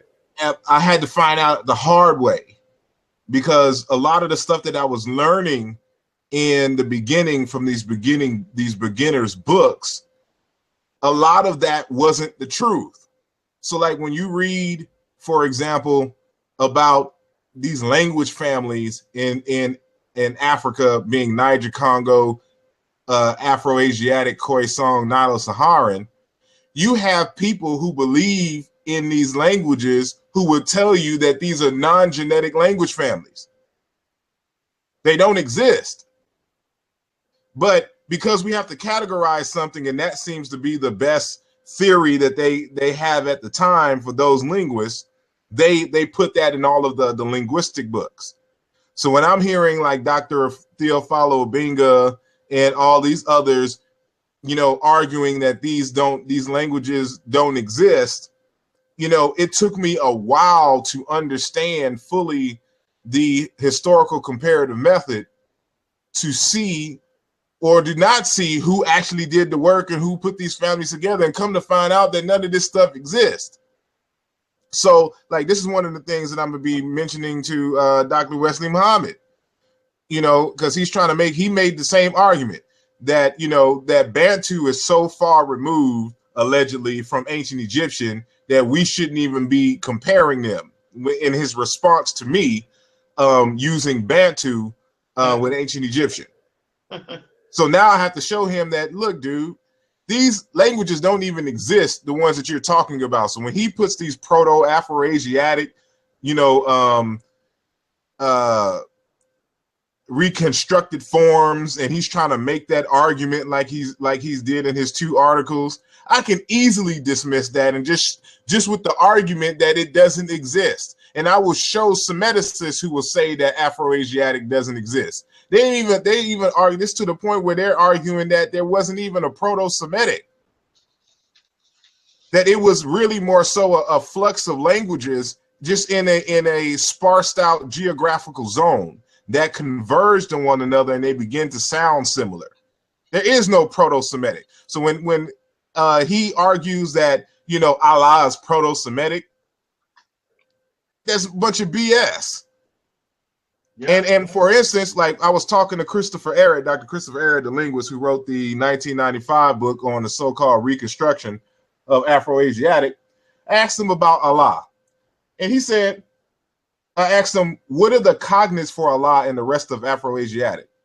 He was like, well, Semitic is the only one that has, that's the only language that has the word Allah or El as the word for God in Afro-Asiatic. This poses a problem for someone who argues that Ra and Allah are cognate words and deities. Because if Allah or El can only be found and its cognates can only be found in Semitic, that means it could not possibly be inherited in the ancient Egyptian language. So Wesley Muhammad fails there too. Because if Allah and Ra were cognates, that means that they had to belong to the parent language, because Semitic and Egyptian belong to 2 different language families in according to the Afro-Asiatic theory. So if it's an innovation in Semitic, it cannot be inherited in the ancient Egyptian. Are y'all hearing this?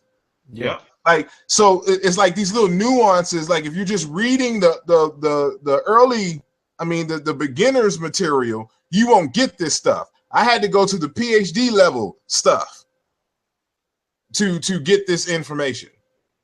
And so now I'm on a level that I can do these strong comparisons and dare someone to prove me wrong.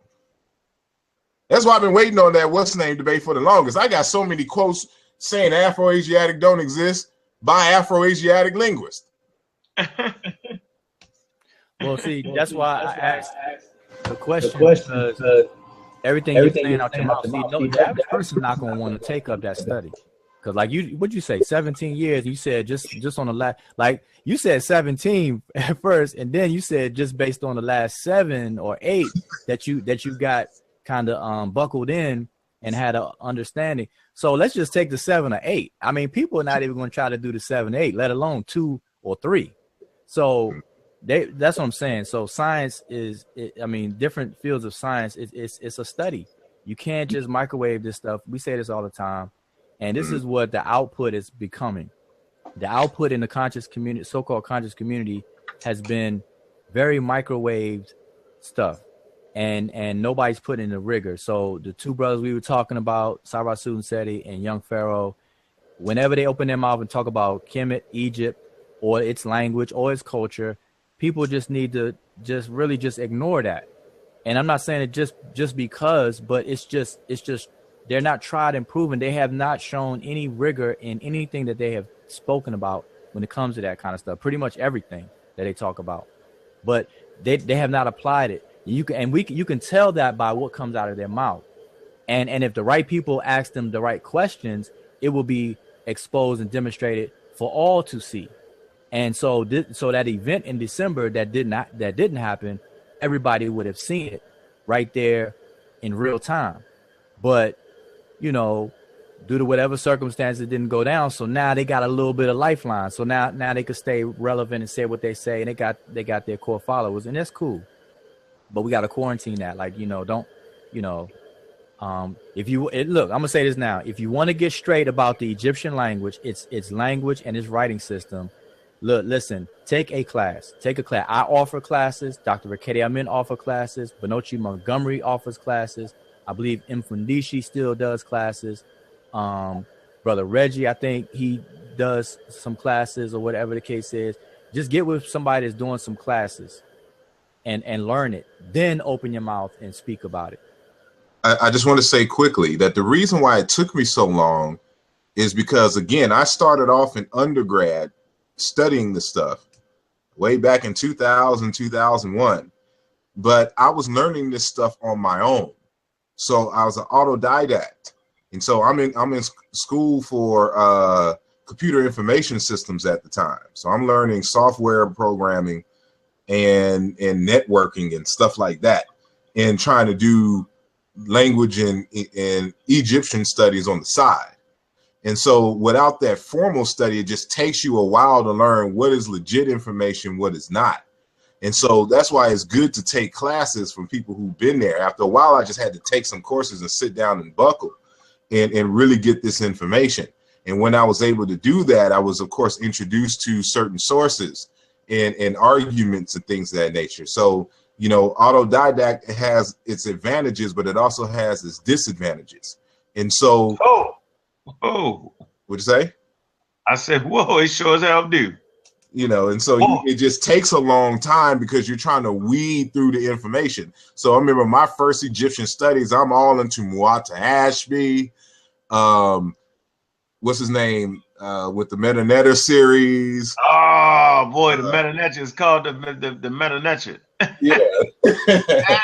By Ra'u Nefer and his other groups, Barashango.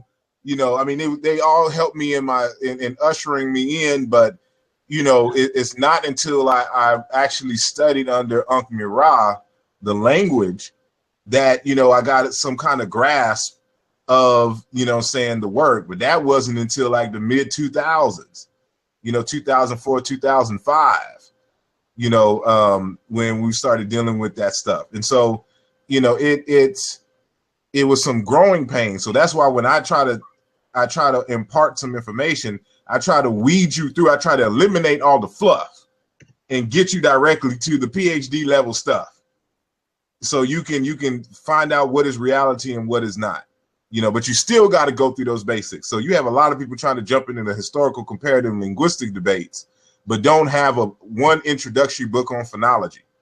They don't even know the parts of the body, you know, in terms of the face and what is involved in speech communication.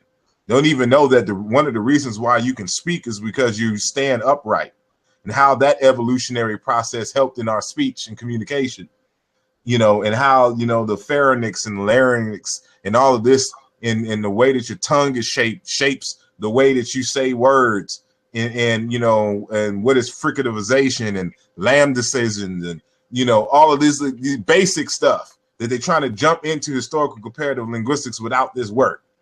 And so, you know, I had to stop that. So I had to go back to the basics and do this and this and this. It's just a lot of work that you can avoid. There's classes. Matter of fact, there's free courses, and there's also, for example, like if you go to the open source courses, they give you the curriculum. Just follow the curriculum, you know, but find them. But also they was find mentors. They give you the curriculum.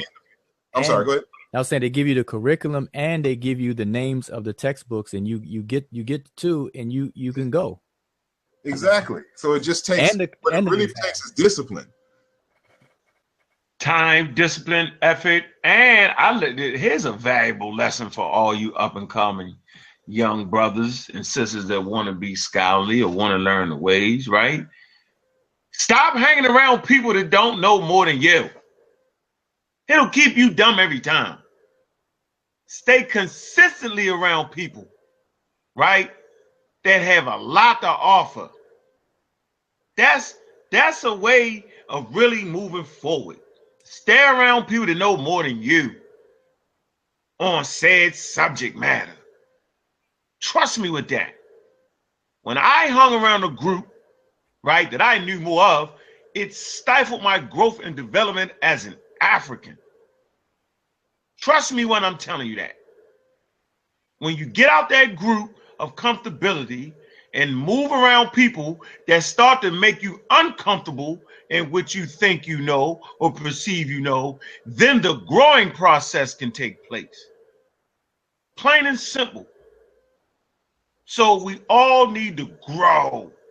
We need to be around people that are not afraid of you, that are not afraid to say when you're wrong, that are not afraid to debate you, that just plain old simple don't care nothing about how tough you thought you was, but are more concerned in the information that you're putting out to the community.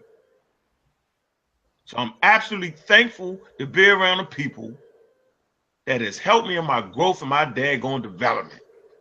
Y'all need to do the same damn thing, or else you're going to stay stuck. You're not going to grow as an African. You're not going to work on your weaknesses, because that's what an African does. An African, right, in my opinion, are those who worked on their weaknesses for 190,000 years up to present. We've stopped working on our weaknesses. Just want to say that. It's important for our growth and development. That's a good point about autodidact and formal instruction and stuff like that. And we need more institutions. We, you know, those because not, you know, not everybody may have the time out of the day, because the way society's set up, you know, it's a hustle and bustle. People got to work a 9 to 5. They got children, they got things to do, and so, you know, certain situations may not present itself. But those who do have the time and do take the time and go through these different processes, it will be good for them and us, myself included, to set up some kind of institution or curriculum so that people can come in and take advantage of it. So I encourage that. And like what's on the screen, this is something I'm involved with the language, with the group that I'm involved with, the Seshu Mani Meta Nature. We have a curriculum, 3 levels, 3 stages within each level, so a total of 9 stages. And we walk through this whole procedure and process, and it takes time, but we're making it easy, understandable for those who want to jump on board and whatnot. So this is the kind of things that we need to see more of on whatever people are focused on in their studies or specialize in. So we need to start getting back into institutions. And what's not so funny, but what's sad is that the people who will go against science or say that the science is white man stuff or try to claim that the meta nature has not been deciphered, all that stuff. If you notice, their theme or their undertone of all of what they say, they're against institutions. They're against institutions. They want a free for all gray area to exist because it keeps them relevant.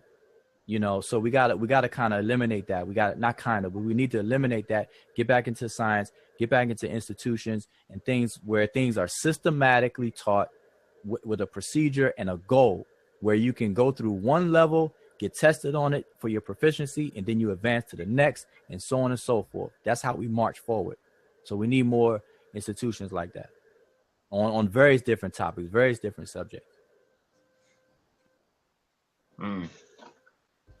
Facts, and more facts. Well, I think we had an excellent hangout. I think we all learned something here. Special guest, Alan of the Dagger Squad. Yo, why you gotta keep saying that shit like that, man? Don't get mad, man. It's okay. You mad it's okay. There is a God. Okay. Yeah, I know it is. Sure is.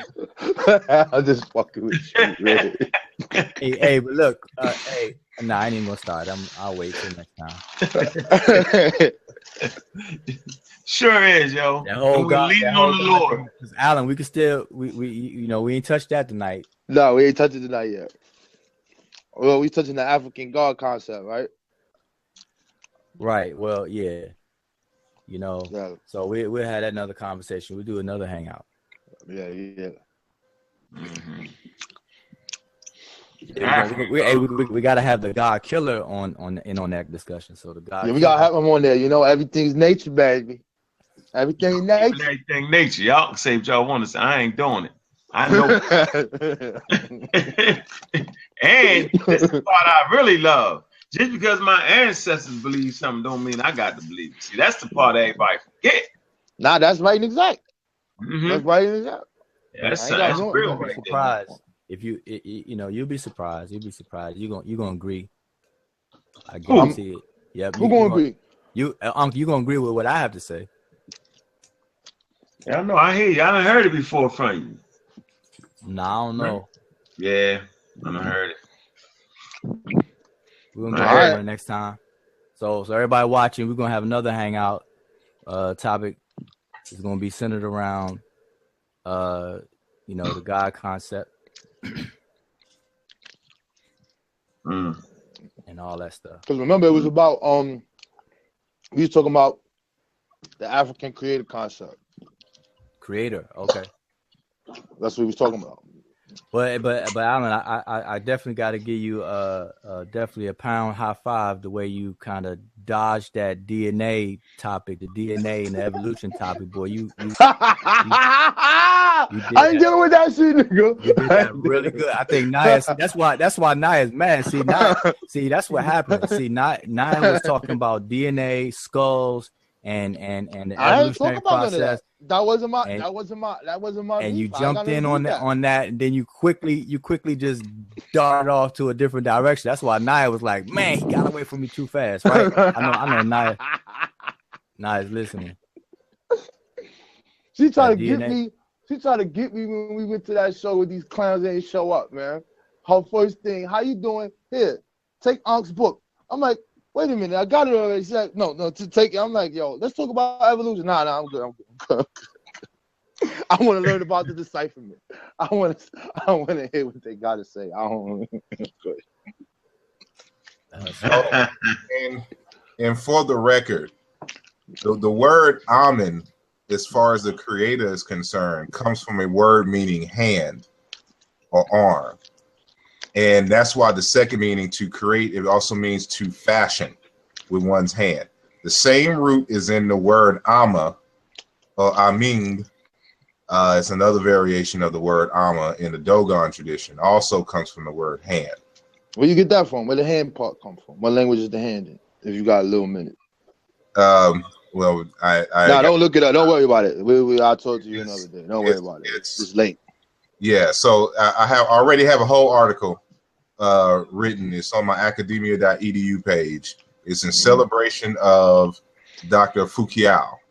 So Fukuyama was somebody I used to converse with, give me lessons. I never met him, however, but we still email. Oh, Jesus is in the building. Hey, but I saw as well. You know, at least by He left. classical Rodney Kim in the Middle Egyptian, Amen meant the right hand, you know, like a specific hand, you know, and that's where you get the word west. You know, starts to branch off on the right hand side and all that stuff. The right hand, the right. Yeah, and that's the active hand.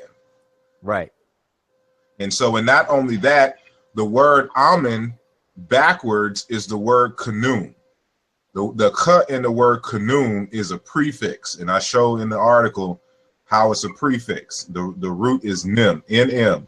So one thing you got to understand about ancient Egyptian and many African languages is that a lot of the words are built off of monosyllabic and then bisyllabic roots.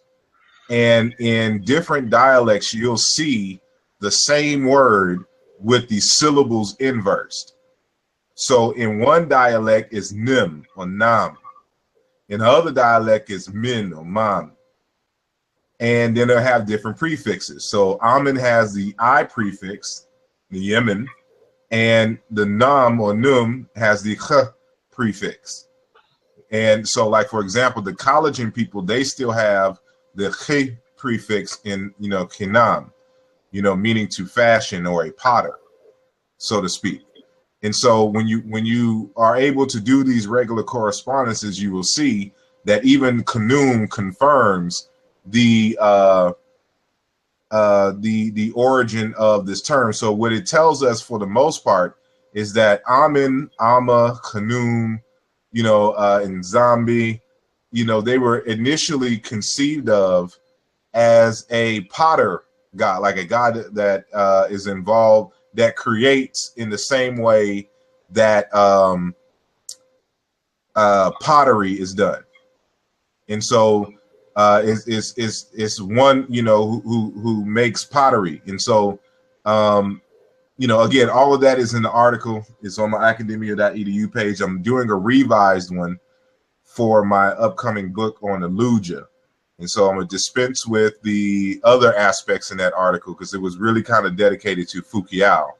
But this one is just going to strictly deal with the god Amen. And I'm going to show how they've been playing on words and how they have different creative styles. So, like, for example, Ptah is more so the creation story from the metallurgist.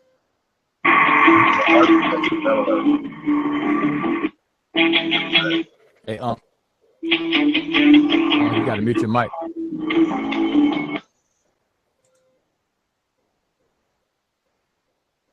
I muted him, or I should have. And so, but, you know, like the goddess Neith, she is the, you know, the principal creative agent as understood by people who were involved in the textile industries. And so they use their craft, the textile, to articulate the creation of the universe. And again, the potters and things, you know, utilize the god Amen and the god Kanum. And so, you know, when you understand these things, then everything else starts to make more sense. And so somebody asked, Kanum, is Amen spelled backwards? What article or book? Again, you can see all of this stuff in my article on the god Amen.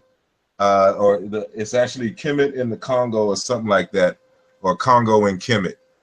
No, that's my lecture that I did at Diop. I forgot what the title was, but go to Asar Imhotep and look him up in academia.edu. You'll see it is dedicated to Dr. Fukuyao, the article. And so read that article, you'll see all the proofs that you need. And so, you know, you got to understand this back and forth, the syllable and what the prefixes are in ancient Egyptian, and how you can prove it by studying other languages. But I'll end right there. But what you just said further confirms what we were saying earlier, how a narrative is created to convey whatever, you know, realities behind the figurative speech. So they basically, you know, deified the I guess, the trade. So you had textile and you had Neath. So they had to tell it from their experiences and their point of view. The potters did the same thing. You know, we know in the cultures, we know pottery was extensive, textile was extensive, and so on and so forth. So this is what they were using. And really it comes down to creation. I think a lot of people misuse the word creation as if it's an event, a one-time event that took place in the past somewhere, instead of knowing that it's an ongoing thing. And it deals with a people's way of mimicking mimicking what they witness in nature. What do they call it? Biomimicry? Yeah, I think that's the right word for it. Where they're imitating what they're seeing. And so they create these narratives to explain the generation of systems, which is what cosmogony is. Cosmogony is a word that means the generation of systems. So how do these systems unfold? You know, the generation of these systems, and how the unfolding is always continuous. And they're explaining it from their experiences, their point of view. So you got textile, metallurgy, pottery, and so on and so forth. So again, it speaks to what we were talking about before. And until you get in that environment, the culture or initiation house that kept up with the realities and the myth and kept them together, then you got to go through this rigorous work, this scientific work that took us all 17 years, 7 to 17 years, and anybody else, however long, is hard work. That's just what we got to do. We just got to face it. Mm-hmm. We got to face it. We got to do like Jean-Claude Mboli, his book took 10 years. That was you got to think about it. I mean, writing the book took 10 years. Yeah. But his study was 20. Right. That's what I'm saying. I was gonna say, just putting the book and organizing the data that he, was working with took 10 years. So this is not, it's not a fly by night thing. And a lot of people, this is not something. See, we don't get grants. We don't get state sponsorship where the government will pay for you to do this kind of work, where you can dedicate your whole week and years to. So a lot of this stuff is done as a side thing, and it's really, really hard. So I just want to keep driving that point home. We have to keep driving it home. Science is the way to go. Institutions is the way to go. And we got to be honest. We got to be honest with what we know and what we don't know. There's nothing wrong with that.